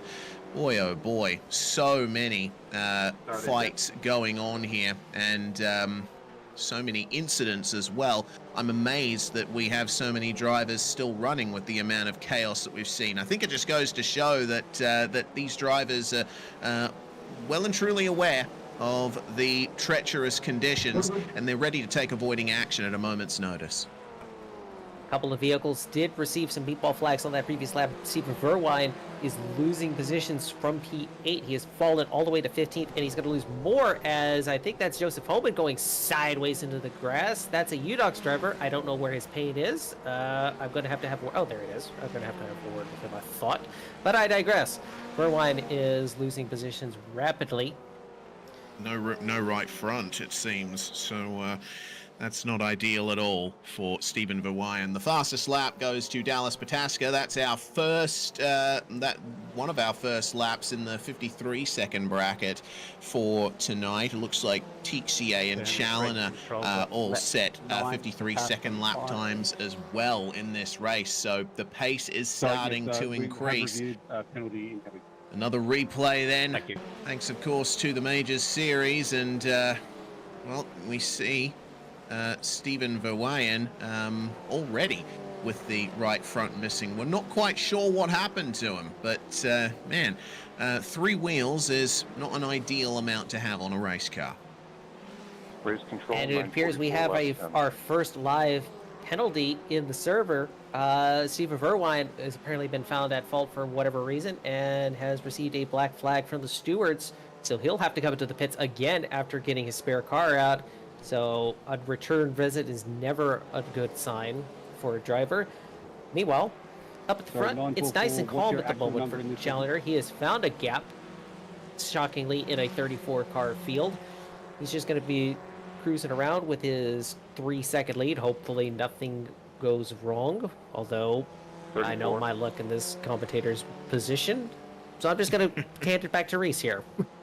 Well, what I can tell you is I've gone back and checked the incident for Verwyen. It was at the end of lap 9. He was trying to pass Gavin Barber, and they came together on the run into the second last corner. That resulted in Barber completely losing his car from under him, and the right front being destroyed there. It looks like a bit of internet issues for Gavin Barber in the midst of that. So yeah, I think Verwyen might debate that with the stewards, that was a mitigating factor in the incident, but still, they ended up coming together and resulted in Barber retiring from the race.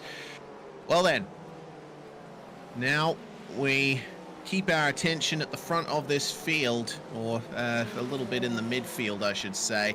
Adam Johnson currently in P4 there in the yellow machine, being chased down by Daniel Stevens and Brian Barnes. And both Brian and Daniel are drivers competing in the Legends Championship, so they will be looking to preserve this result as much as they can. And it's already the final lap once again. It seems only mere moments ago we were calling the start. Oh my God, that's a car on its roll hoop. Who is that? I think it's Ronald McPherson. Ronald McPherson got turned around, and I guess he clipped something. We'll have to take a look briefly, but as we look at the front of the field, actually, we're going to get a replay. This is going to be a very unpleasant sight. He's going to strike the barrier. Is that another hardware failure, I wonder? Yeah, I don't know. It looks like the wheels are straight, so maybe it wasn't. But McPherson, at the very least, I think losing grip and traction there. Well, the end of the race is upon us. And Christian Challoner is going to win the semi-final. A brilliant drive once again from Challoner. All of the chaos happened behind him. Bataska finishes second. Tixier gets onto the podium. Who's going to win the battle for P4? Looks like it's Adam Johnson. It's side by side between Sebastian Jackson and Brian Barnes at the very end. But Brian just keeping the position over Sebastian there. Ashley Cutchy and Justin Morton, they will find themselves in 9th and 10th. And looks like Cutchy's the one to get the free ticket to the final, with Justin Morton being the first of the drivers who's having to work his way through the last chance qualifier. That was a very, very close margin for that last position right there. Just a couple hundredths of a second separating Cutchy and Morton from a guaranteed trip to the final and another side quest for Justin Morton to go on. Hopefully there's no Marines hanging around that last chance qualifier, because that crayon-shaped car probably looks very tasty at this moment. Oh, dearie me. Well, the drivers will pull into the pits, and that will conclude the grid setting portion of the night for the most part. Remember, we still have the 8-lap dash of the last chance qualifier to come, and then the 20-lap final here for round 8 of the Majors Series, the Formula Ford Festival at Brands Hatch. It has been grey and damp, it's been wet and wild, and it's sure to get even wilder when we come back after this short break here on Sim Speed TV. If you want to catch the second split of the final, you can head over to our friends at Grid Vision. We're going to be staying with the top split here on SimSpeed. Stay with us.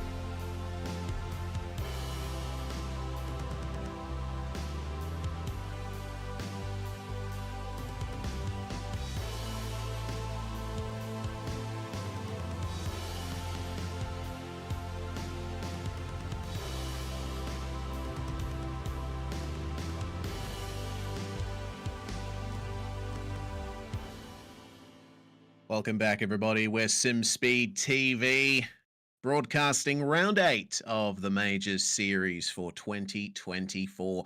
The Formula Ford Festival has absolutely gone off. We've just been through the heats and the progression races.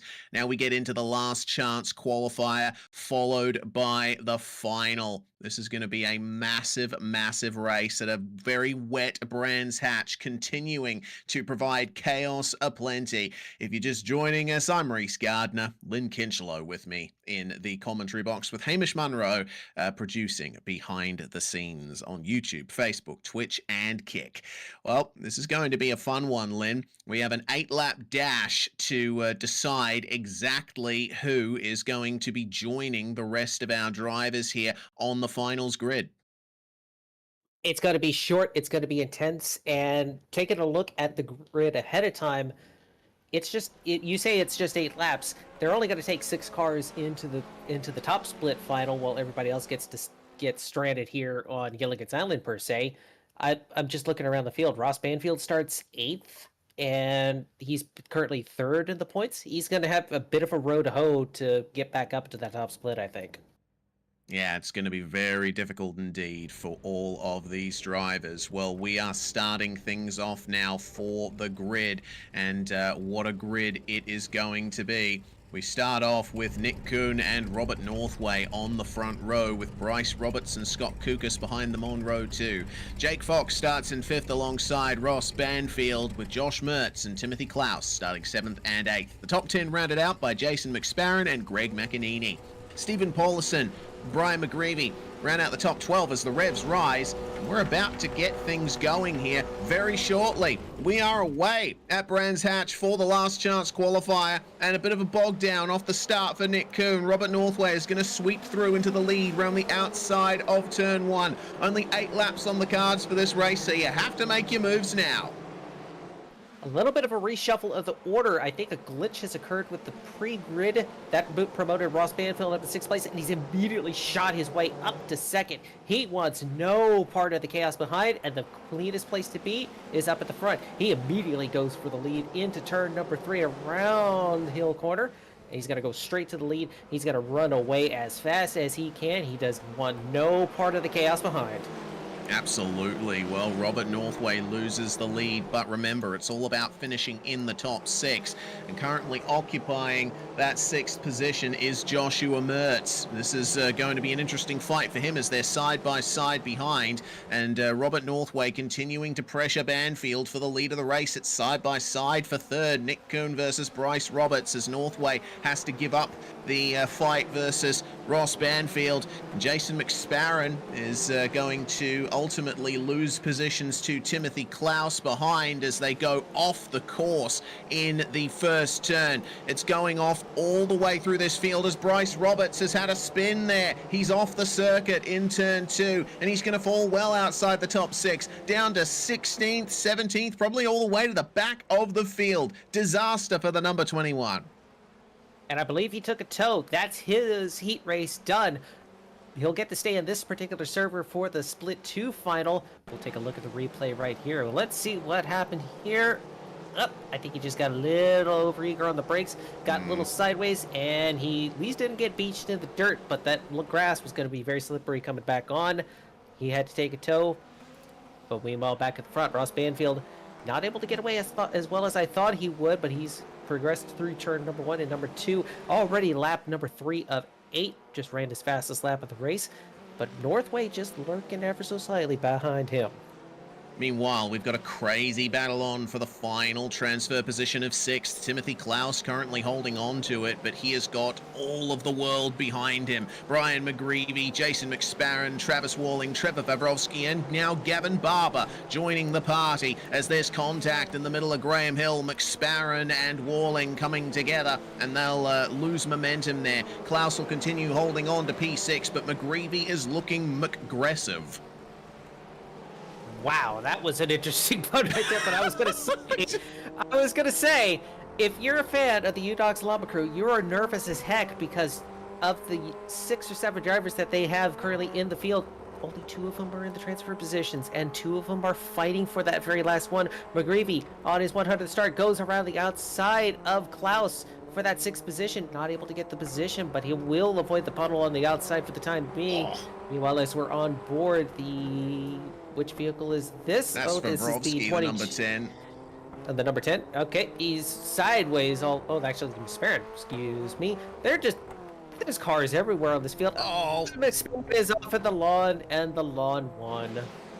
oh, dearie me. Oh, well, McSparren will fall back down into P10. So now Vavrovsky is the one occupying 6th spot. McGreevy still hasn't been able to find his way into the top 6. This is absolutely crazy racing for those further back positions. The lead for Ross Banfield has ballooned out to 1.3, 1.2, and it looks like he's safe versus Robert Northway for the time being. Mertz, Kuhn, Vavrovsky, Klaus, Walling, McGreevy, they are all fighting over these last transfer spots, and let's see what Timothy Klaus can do to try and find his way through. Travis Walling with a big slide on the way through turn 1. Has to give it up to Brian McGreevy, who finally makes his way past Klaus and into the top 6. Travis Warling using his IRL Dirt Trophy Truck experience to drift around turn number 3. Able to hang on to that position number 8 at the moment. He's going to go to the inside of Timothy Klaus for the 7th position. Warling getting messed up with the gridding glitch. Had to start 21st, and he's worked his way up to at least the 7th position. And he's going to get that position locked down. Does he have a chance to chase down Vavrovsky now for the 6th and final transfer position? Yeah, this is the question. Looks like he'll have no pressure from behind as Klaus and Barber will continue fighting over P8 out of turn 1. Then the number 10 trying his best to hold off Nick Kuhn. Trevor Vavrovsky with a big slide right in the middle of Druids, but he's on the outside where the grip is in the rain, and he manages to keep the position. Update for the back of the field. Jake Fox has suffered a meatball flag and has had to go into the pits to retrieve his spare car. Meanwhile, we take a look at this battle right here on the track. It looks like Vavrovsky holding on to that position up before, actually able to advance. Meanwhile, change of view. Llamas are going at it again. I don't know who to root for. Actually, I should probably not root for either. I just don't want these cars scratched because I painted these. Reese, help me out here. Yeah. Of course, you're the man that owns the paint shop for a lot of cars in the Majors field, so it would be a perfect outcome for you if they raced cleanly at the very least. Well, Travis Walling going to find his way past McGreevy. He's going to get into 6th spot, and he's going to have a go at 5th as well up the inside of Joshua Mertz, but no room left on the inside by Mertz. He went straight for the inside there. Very wisely, Travis Walling backing out of that one, but McGreevy's going to try and come back at him. Walling runs the outside line, gets a little bit more momentum in the mid-corner, and he's got an excellent run here on the number 23. Will get round the outside of the second last corner. There's more grip there on the inside, but they come together, and Mertz goes off. He's going to come sliding across the grass and almost back onto the circuit, but he manages to stop just in time. Such a shame for Mertz. He was well and truly in a spot for the final, but it will come to nothing. He's going to have to compete in split 2 from now on, and it is still on between Walling, McGreevy, and Kuhn. We'll have to see what the stewards think about that one. I think the Mertz machine probably got a little sideways over a puddle, and Warling just happened to be there, but we'll wait and see what their judgment is. That temporarily puts them up 5th and 6th. In the meantime, already on the last lap, and Ross Banfield, I think, is going to be safe having to scramble out of this position he's in. Yeah, well, it's the final lap, and Ross Banfield is going to take a dominant victory in this race, nearly 6 seconds ahead of Robert Northway. What a brilliant drive it was from the 777.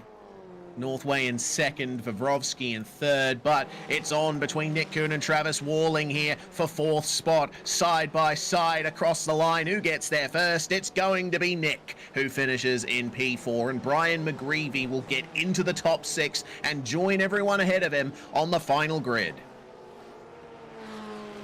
No matter how you look at it, it's going to be a great result for Brian McGreevy, getting his 100th start here today, and he's going to be competing in the top split this evening. Meanwhile, the top 6 will get to exit the server right here, and they will switch over to the top split. If you want to watch the rest of the field that's currently in this server right here, you want to hop over to Grid Vision. They will provide coverage of the second split. Meanwhile, we're going to have to go server hopping again, aren't we? Yeah, it seems that way. So while we get all of that sorted and get ready for the final, we'll step aside very briefly once again on SimSpeed TV. Keep an eye out because, man, this is going to be one heck of a final. This has been a fantastic event, and it's going to come to its very exciting conclusion shortly.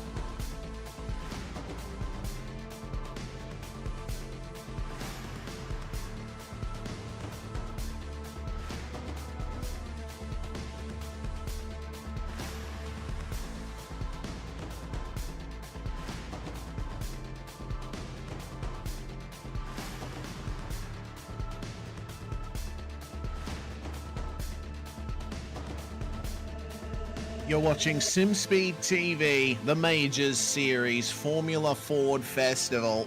Well, the last chance qualifier has been run, done, and won, and now it is time for the final. 20 laps are on the cards to decide who is the winner of the Majors Formula Ford Festival. Plenty of chaos has erupted over the course of this event, and there's surely more to come in the longest race of the night. Once again, I'm Reese Gardner, Lynn Kinchelow with me in the comms box, and we'll check out the championship standings before we get into the final. Lynn, Christian Challoner, of course, leading the championship coming into this round with Pataska and Banfield second and third. But there's been plenty of drivers here who haven't been able to make the final, and that's going to definitely affect the championship standings coming out of this round. Yep, so there's going to be an opportunity for drivers to advance positions on this championship points order. The main thing to keep in mind for the top three, at least, Christian Challoner and Dallas Pataska should be starting on the front row, while Ross Banfield, having to squeak his way into the last chance qualifier, is probably going to start 19th. One would hope it's still going to work out that way. So if Banfield wants to mitigate the damage being dealt here, he's going to try to move his way up as quick and as smooth as he can, while also trying to avoid all of the cars potentially spinning out, as we are on yet another new server, which means a whole new set of track conditions to deal with. It's more of the same, but it's still very wet, as we see the Kuhn machine going sideways in the background. Take a look at the team standings. It's pretty much, it's going to be a battle between the Mega Racing team and the Dog Bear Bark cars, with Middle Finger Racing Evolve Sim Sports having very quiet nights here in this particular point, with Sector 5 Udox Lola and Fusion Gold kind of rounding out the 2000 bracket. Yeah, indeed. And then the Legends standings for drivers over 50 years of age. Daniel Stevens and Wayne Hutchison leading that one. Wayne, of course, in this session along with Stevens, and they're going to be fighting more towards the front of the field, I'd imagine. Poor Gavin Barber, teammate to Daniel Stevens, not able to make it into the final thanks to a couple of big crashes where he was not the aggressor. So he'll be missing out a little bit on that. Brian McGreevy, though, making his 100th Majors start in this event. He's managed to just scrape into the final as well. So from fourth place in the Legends standings, he'll have an opportunity for some big points tonight. Yep, and the key thing to keep in mind, it pays 250 points in a single class event to win the event, and then it goes progressively down from there, about 230 to 215, second and third so far and so forth. Take a look at the practice standings real quick. You just saw briefly at the top of the screen, Christian Challoner just setting a fast lap of 55.450. It's another fresh track with no rubber. Well, actually, there is moderately low usage, so there is rubber down on the track. And that adds another wrinkle to the characteristics, because with the rubber laid down, as the rain falls, that brings up oils out of the rubber and the tarmac, and it's going to sit at the top. So the racing line is incredibly slick. So these guys are going to be trying to figure out where is their grip to run and where there is places to avoid, because it's gotten a little more chaotic than the previous servers have had for this event. Yeah, looking at the weather radar, I'm noticing a lot of patches of much heavier rain that are threatening to pass over the circuit. So I think we're going to be getting quite a few big showers to add to the constant drizzle and rain that we have been seeing so far. And, like you say, it's all about finding where the grip is, and usually it's going to be on the outside line of the corners. We've seen that quite a bit tonight. Drivers attempting to pass on the inside, but the driver they're trying to pass ends up getting a better run than them through the corner because they're off that racing line. They're in that spot where the tarmac is rougher and the water is going into the porous surface, and there isn't as much oil that's been put into the racetrack, and of course rubber by the tires. So this is going to be a fantastic sequence of events here to add to what we've already seen tonight. The grid is going to be quite a magnificent one indeed, and we're looking forward to bringing you it in just a few moments' time, just concluding the end of the practice session. And one thing that I am noticing, Lynn, is the puddles are just getting worse, particularly at the bottom of the exit of turn 1. Yep. Whenever iRacing loads a new server, it will pick a random seed number and generate a set of weather conditions for that event. And this particular seed is a very damp one. In the previous server, you mentioned looking at the weather radar. It was very, very light. Very light colors to drizzle to light rain. On this particular seed, there is some heavier patches of rain with potentially thunderstorming. That's not a word. That's not something. It's English. I'm just kind of putting words together, and it's not necessarily working out. I am cracking poor Hamish up here, but I digress. It is wet, and you said the puddles are getting bigger, which means that makes the racing line much more narrow for these drivers.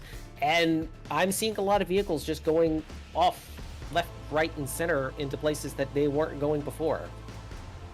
Yeah, the precipitation is definitely rising, and the amount of standing water on the racetrack seems a bit worse than what it has been in the heats and in the progressions. Well, looks like that's the end of practice. And we'll finally be getting in to the 20-lap final race here for the Formula Ford Festival. Starting on pole position will be Christian Challoner alongside Dallas Pataska, with Seb Tixier and Adam Johnson third and fourth. On the third row, Daniel Stevens and Brian Barnes, with Sebastian Jackson and Brenton Foster seventh and eighth. Ashley Cutchy and Justin Morton round out the top 10. Then we have Shane Vickery and Wayne Hutchison starting out of 11th and 12th. Mark Santana starts lucky 13th alongside David Gargaro Jr., Brian Scrivener and William Fletcher on row 8, with Ryan Steele and Brett Trosen 17th and 18th. Banfield and Northway will round out the top 3. Our final 2 rows, Trevor Vavrovsky and Nick Kuhn 21st and 22nd, and then Travis Walling and Brian McGreevy bringing up the rear. Drivers like Walling and McGreevy will be fighting hard to get their way up this field, but 20 laps on the cards, only a 20-minute race. The revs are going to be rising in just a few moments' time. Put the power down. Who gets the best run off the grid? The final race of the Formula Ford Festival is go, and it's a lovely start from Christian Challoner. Looks like a good advance from Adam Johnson from 4th place. He's going to try and get up the inside of Dallas Pataska, but Dallas gets a really good run through turn 1, and he's going to have a go at Seb Tixier on the way into the Druids hairpin. Challoner leads the way. Tixier goes very wide, but there's more grip there than you'd think, and he'll be able to keep the position from there. Nice clean start throughout the rest of the field as well, but we just wait with bated breath for the chaos to erupt. As you mentioned, there's a couple of cars off in the backfield. Ryan Steele, and I believe that is the Gargano Jr. car off into the lawn. We'll maybe get a replay of that shortly, but other than that, it's a very clean start for the moment. I think you'll see a few battles unfold in the mid pack as we get positions here. Oh, and here as we stand, here's a replay. What do we see? Oh, we see the Northway car getting out of control. Somehow manages to hang on to it, but then Steele goes for a spin cycle. Gargano, I believe, decided to go straight on to preserve the vehicle, and they will proceed with no further incident. Yeah, it looks like it. All cars who started are still running at present. And now Christian Challoner is facing quite a bit more of a challenge than he has faced in the night so far. Pataska is keeping him very honest. We got to keep an eye out for Tixier and Johnson as well. Stevens is still holding on to 5th place, but Sebastian Jackson and Brenton Foster up a position each. They are looking to try and nab those top 5 positions and the relevant points that come from that. Just looking at this on board here from Challoner, you see how wet the track is, how much spray is being thrown up, and I think just how well Challoner is placing his car. He's been taking that wide outside line, a bit different from everyone else in the final corner, and it has paid dividends for him. He's continuing to find his way through into a gap, but Dallas Pataska already trying to stake his claim here. Fastest lap so far. Yeah, and on that front stretch, it's curves to the right down as you go up the hill, so you naturally want to go to the inside. Well, that's the worn out asphalt right there, so if you go to the outside of it, you're going to find a little rougher, fresher tarmac to work with. It's going to be a little bit drier. You're going to be able to get more speed out of it. A couple of incidents to note in the backfield. Ashley Kutchie, a ringer for this event, was having a good run at the start, but wiped out from about the P9 position, took a meatball. They'll have to come get a spare car to proceed further. We get a replay of an incident right here. Back at the hairpin. This is the Kutchie mobile. Oh, gets Morton. from behind. From the Morton car. And I think there's going to get a further incident here. Oh, Yep. That's William Fletcher that ran into him, went airborne, and Fletcher's just come into the pits to get some repairs done. And so William Fletcher will run dead last for the time being and a lap down on our leaders. Here comes Dallas Pataska. He is starting to break away from Seb Tixier and everyone else behind. There's some trading of places further down in the field between McGreevy and Vickery. And looked like Ryan Steele and Brett Trosen were trading places as well. Right at the back of the field too, but this lead battle, we almost can't look away from it, but we'll have to for a brief moment to grab this replay. This is the onboard from William Fletcher, and oh man, you saw that Kutchie was trying to pull forward there, but the field wasn't clear of him, and unfortunately not much time for William Fletcher to react. Problem for Sebastian Jackson. Oh dear, looks like he spun out of the final corner there. I saw him spun in the background, and he is going to fall all the way down the field as Pataska piles on the pressure even further on Christian Challoner. He's looking desperately for a way through here. This is the battle for the win of the event, and he's almost getting into Challoner's rear tires. This is a 30-point swing if Pataska can manage to secure this position. It's a 15-point difference, but in a heads up, it's 30-point swing. Pataska is currently just going to ride right in Challoner's tire tracks. Take a look at the telemetry from the previous couple of laps. As you see, Challoner runs a little bit quicker lap 4, but he's lost all of that time. I don't know if he's had an issue at some point, but it's going to put Pataska right there, and you'll see these different lines that they're going to be running, trying to make as much speed as they can. The car that was sideways before was Sebastian Jackson, getting sideways on the rubber on the inside line, but we'll proceed further with this lead battle.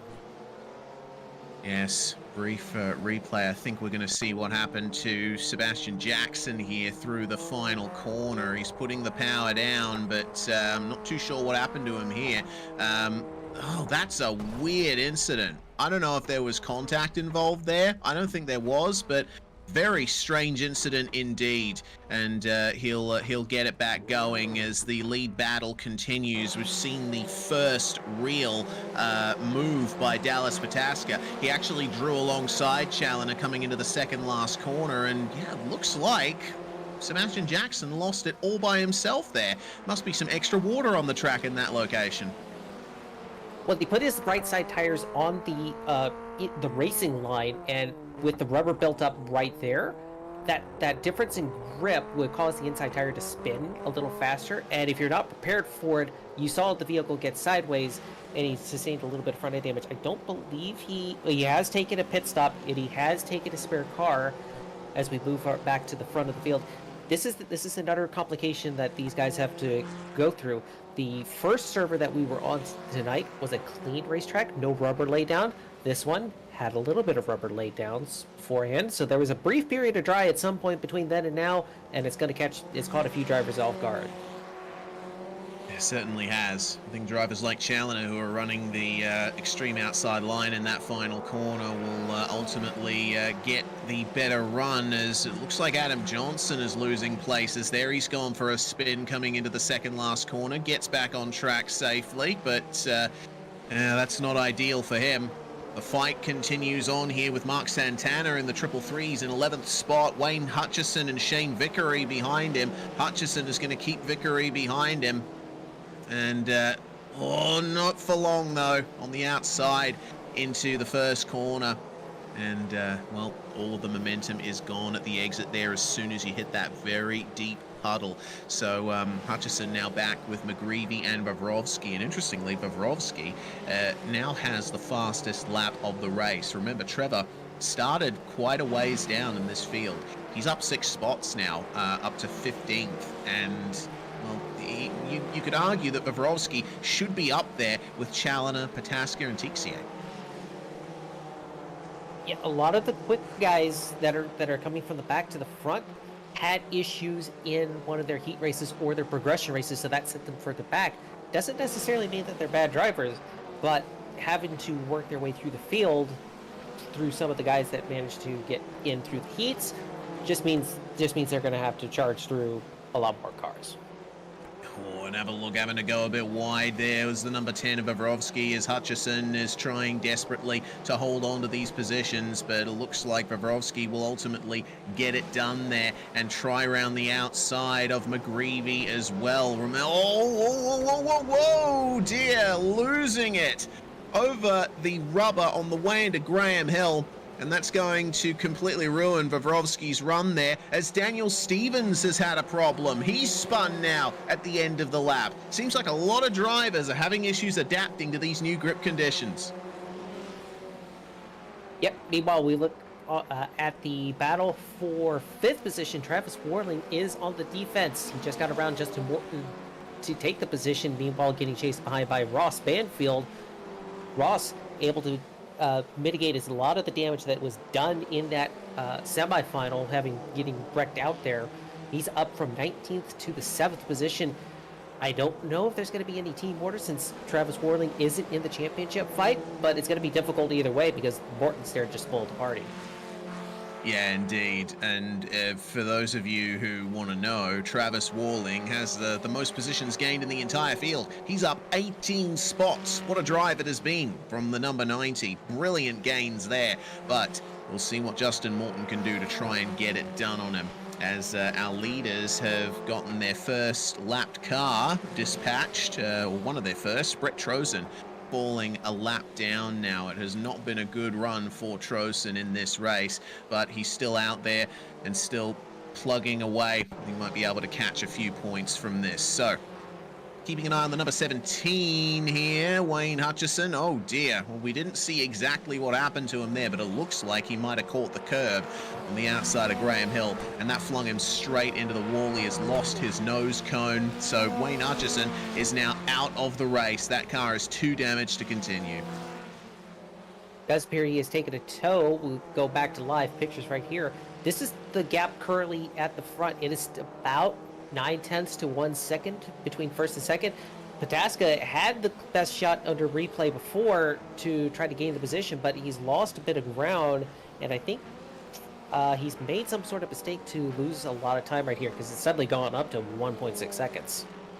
Yeah, Pataska, it's been a spirited drive from him, and he's been trying his best to keep in touch with Challoner, but it just looks like it's been a gradual gain over the last couple of laps. I haven't seen any big mistake from Pataska. I think he's just having trouble keeping up the mid-corner momentum like Challoner is able to, and you see right there a little bit of a twitch on the exit of Graham Hill.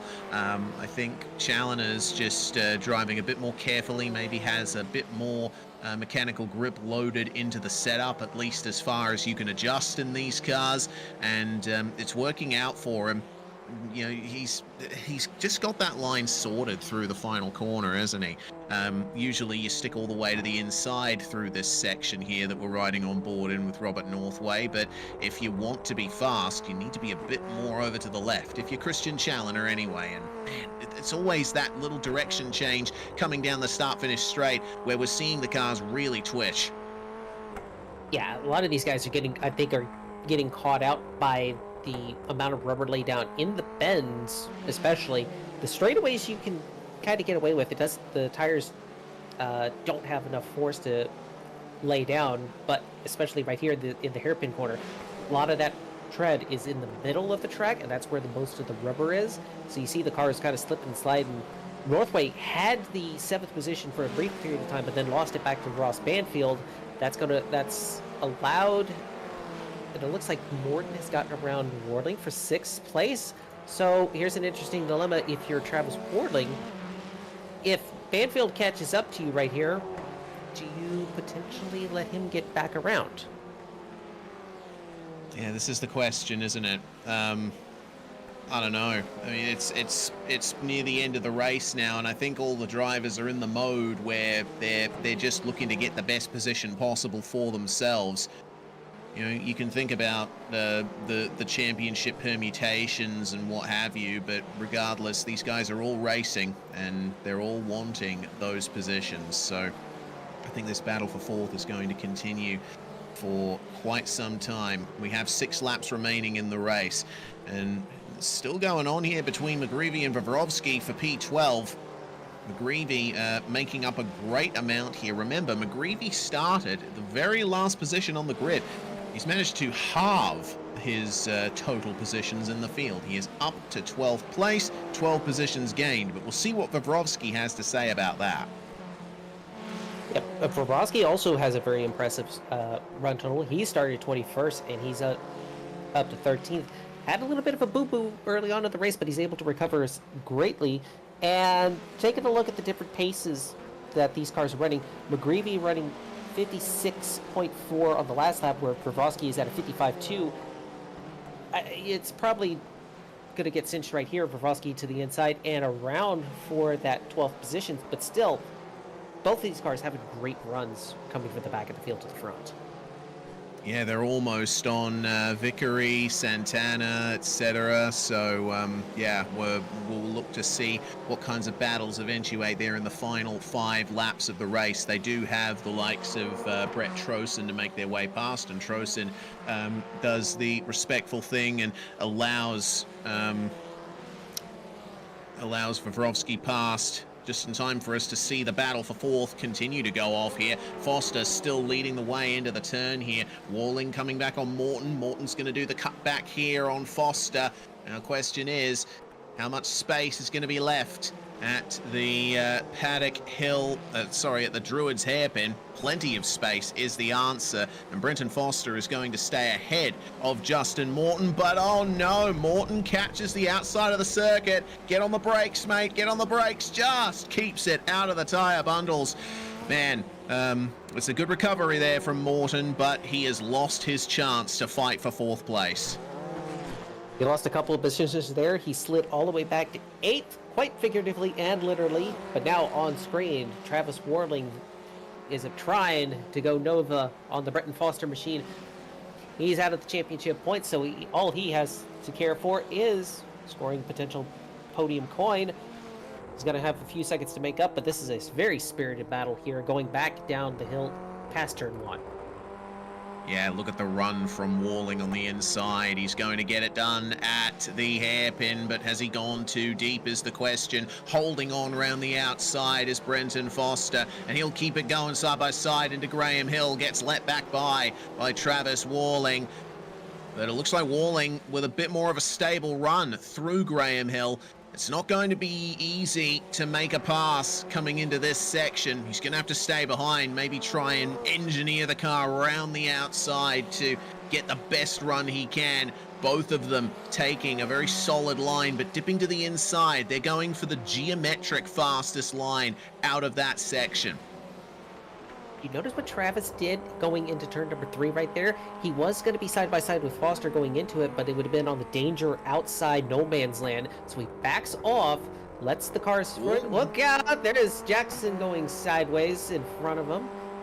Going to be able to proceed on further. Meanwhile, Travis Warling takes a shot.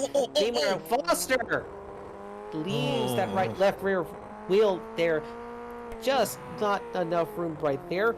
They're going to proceed on to the next lap. We're already 18 laps into a 20-lap event. We're almost through with this event race. Yep, almost done. Things are starting to creep up in the battle for 4th and in the battle for the lead as well. Christian Challoner is still holding on to the 1st position, but couple of lapped cars that he was negotiating. I saw him have a couple of slides, and that has brought Dallas Pataska right back into it to fight for victory. 2 laps to go at the front of the field, and Challoner is searching for the grip wherever he can. You see how he's taking that sort of diamond line through Paddock Hill? He is searching for that rougher tarmac. More grip going into the tires. A little bit of a slide on the inside of Graham Hill. That's going to bring Pataska even further in. The gap now sits at almost half a second. We get our first laps into the 54-second. Trevor Favrovsky at a 54.89, but sitting in the midfield, he's only got a couple of positions left he can realistically gain unless mayhem occurs in front. Meanwhile, Christian Challenger, Dallas Pataska taking different lines through the final quarter, coming on to 1 to go, I believe. Yeah, white flag from Barney the Flagman, and the gap sits at 0.4 of a second. 3.5 tenths to be exact across the line. Who nails the run through Paddock Hill? A bit of a better exit, more of a launch out of the corner there for Pataska. He's going to have the big move round the outside there to try and gain a little bit more on Christian Challenger. The fastest lap goes to Ross Banfield, who's sitting in 4th place, but it's almost bumper to bumper, you could say, if these cars had bumpers. And this is going to be the place where we potentially see the move. Can Dallas Pataska get it done on Christian Challenger for victory? He's a little bit deeper into the corner, has to focus on the exit. Challenger goes a little bit more narrow than he has on previous laps. He wants to try and protect this for all it's worth. It's going to be neck and neck almost between these two drivers at the front of the field, almost banging wheels. Christian Challenger is going to just take victory in the Formula Ford Festival. Dallas Pataska missing out by 100th of a second. Almost a 10th. I think Pataska may have had the inconvenience of choice. He had an opportunity to go further to the inside, as we see this battle right here at the end of the line. Robert Northway defending against Justin Morton. Same thing there. Northway defends, but Pataska, he had a choice to go either inside or outside, and I think he held that decision a little too long, and that's what cost him. Yeah, indeed it did. Oh, man. Well, only just missing out by less than a 10th of a second is Dallas Pataska over Christian Challenger, but what a drive it has been from our championship leader. The championship lead will extend for the number 78 after a perfectly executed night. Challenger winning every race he was a part of, I believe. So, yeah, you got to take your hat off to Christian here. Knows his way around a wet Brands hatch in a Formula Ford. So another thing to note, at the very end, Ross Banfield was able to get around Travis Warling. There was a little bit of a lift from Warling, so I think Warling decided to do the heads-up thing, let Ross Banfield go through. That's a few points in Ross Banfield's favor. Still loses ground to the front too, but we'll take a look at the results right here.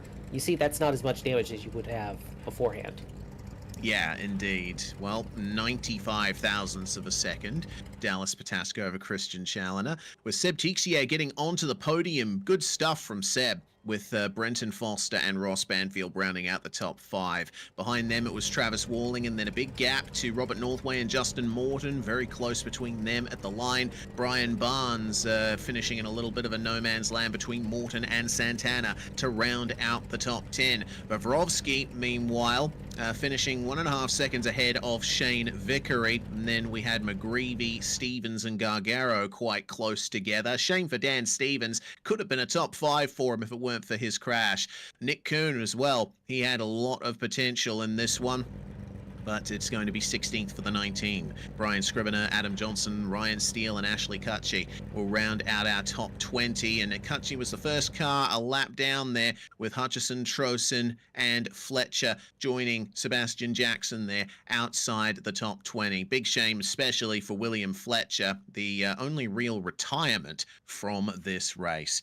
Well, it's going to bring things to a close for the racing portion of the night, but we are joined by third place finisher Sebastian Tixier to start off our driver interviews. Congratulations, Seb. Looks like the night went really well for you.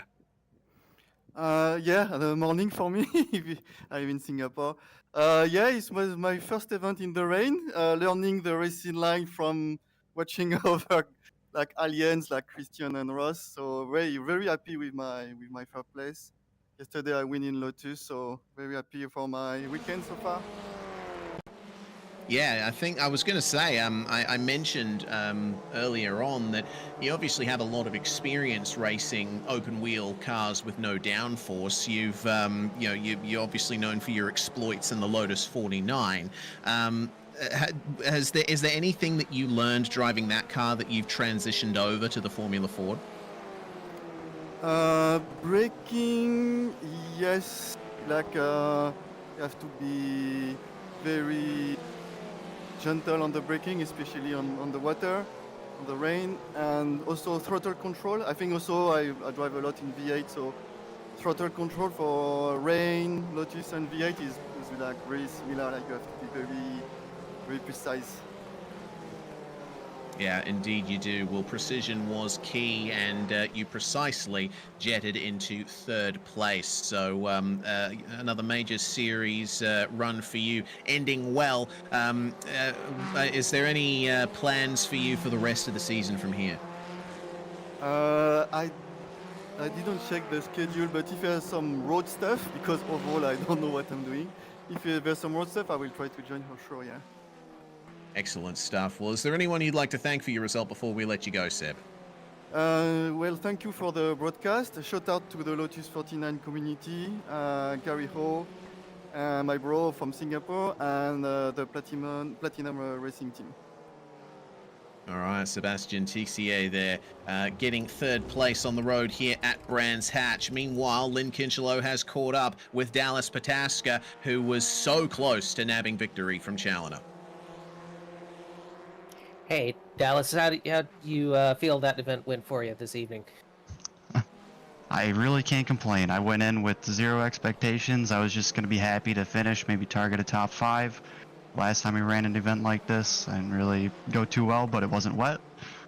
So honestly, really happy. I mean, obviously I would have liked to nab the win from Christian, but considering I wasn't even sure I was going to be able to start up that well, but the heats kind of went in my favor. I was able to dodge some wrecks, get myself a good enough starting position to, take some kind of fight to him. And then, yeah, from there it was just playing around with the line. I had a decent line out of the last corner that I think was pretty competitive compared to Christian, but he just had it all together and had the track position. But very happy with second. Like, this is not what I expected, but happy to take it. Yep. Even though, yeah, you did run very good, the gap being about unofficially 119 points going into the final 2 rounds. Which of the final 2 races are you looking most forward to try to close this gap? That being the Auto Club IndyCar round and the Formula Majors at Zandvoort. I mean, that's really hard because both of those are going to be difficult races. Christian is going to be good in both of them, of course. I think realistically, I have to be like top 3 in both, and then Christian needs to wreck out of one of them. Ideally both, but I'd rather beat him on track. But yeah, I think it's going to be about getting through that Pocono or whichever race IndyCar is without any wrecks, getting through that clean again, and then hopefully putting myself in a position to go win it out on track at Zandvoort. Excellent stuff. Before we let you go, anybody you'd like to shout out on the broadcast this evening?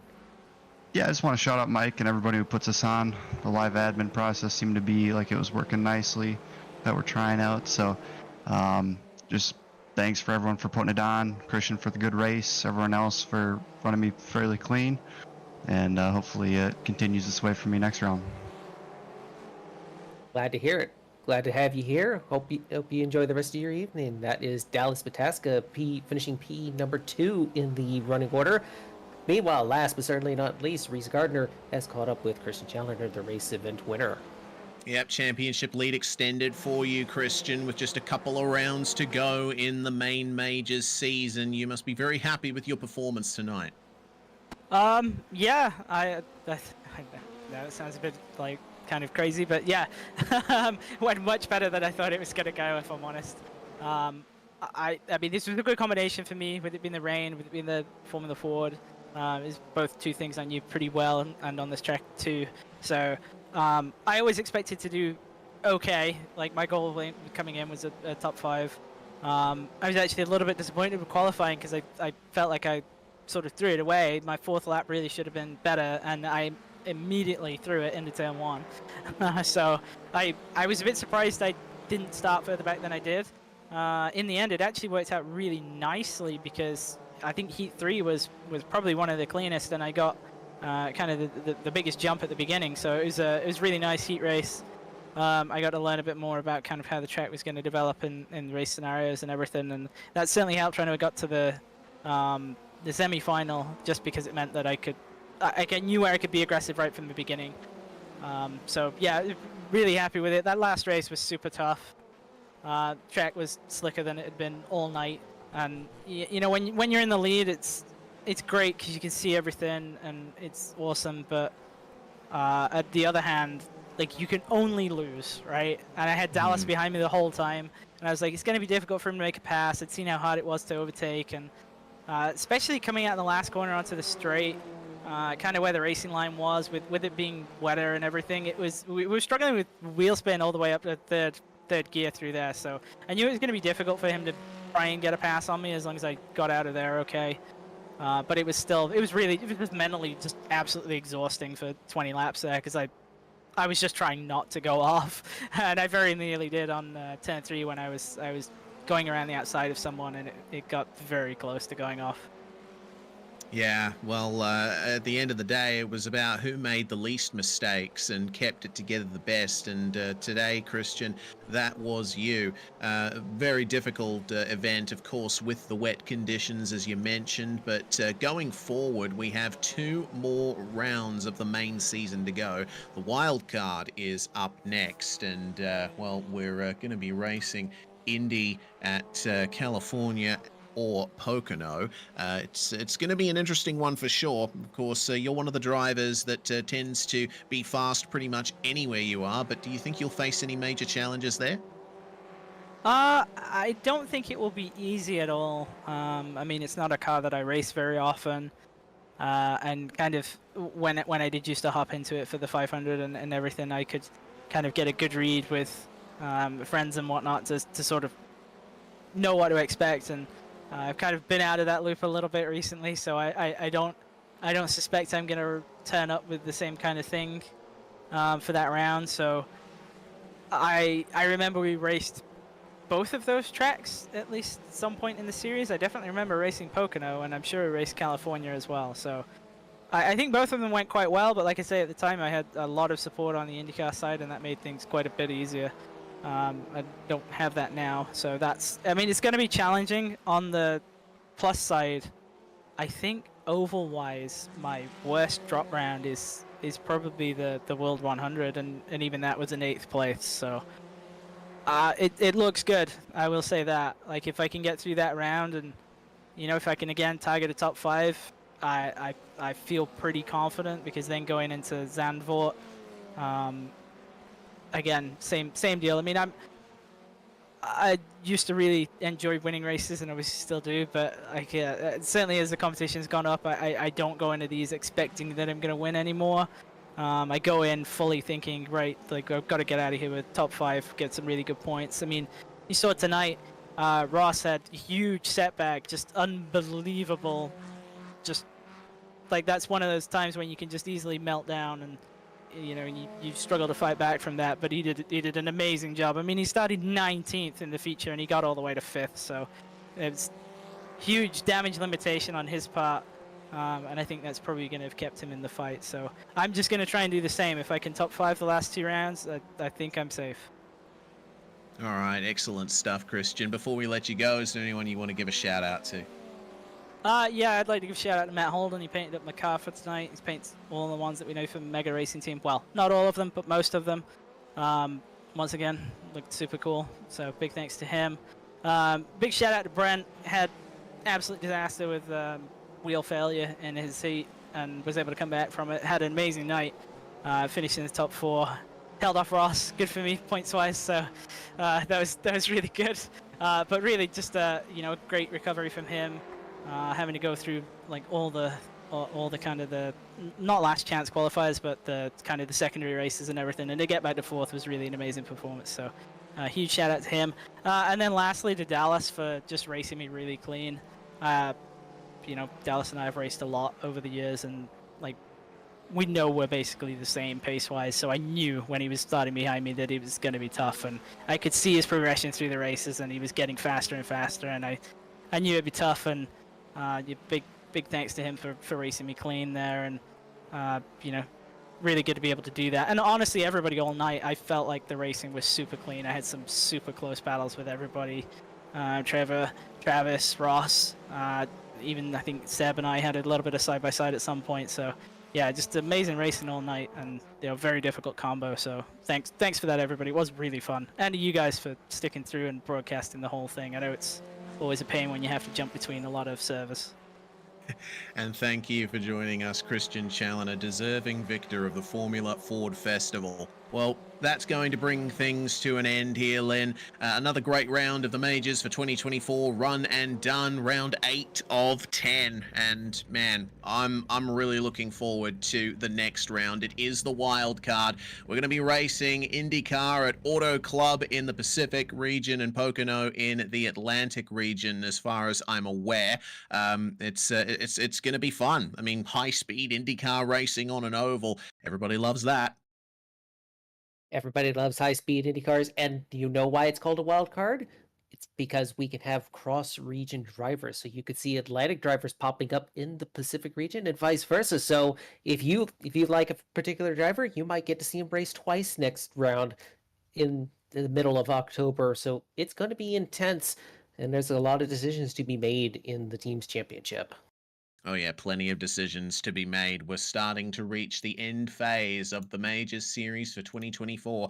And of course, it will be broadcast live here on SimSpeed TV. Whether you've come from YouTube, Facebook, Twitch, or Kick, we really appreciate you watching. I'm Reese Gardner, Lynn Kinchelow with me in the comms box, and Hamish Munro behind the scenes pressing all the buttons and bringing you these live pictures. Big thanks, of course, to the administration team at the Majors for putting all of this together.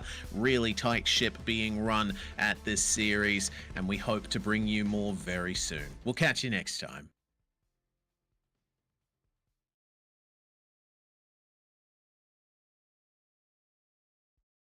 Racing isn't easy, but experiencing it is.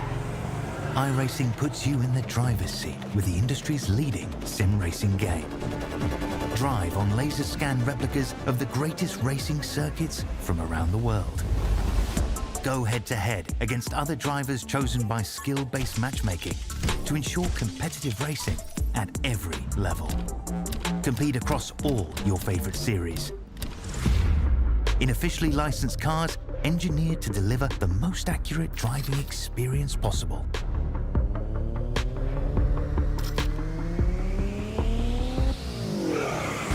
Join a race or host your own with players from across the globe.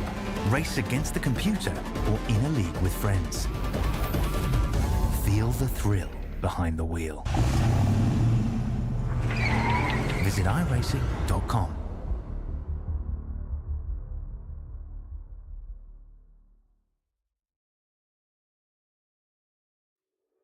Hey, you know that guy who just before the green flag keys up his mic and asks, "Anybody got a setup?" Well, this is him. This is Adam, and hey, Adam needs some help.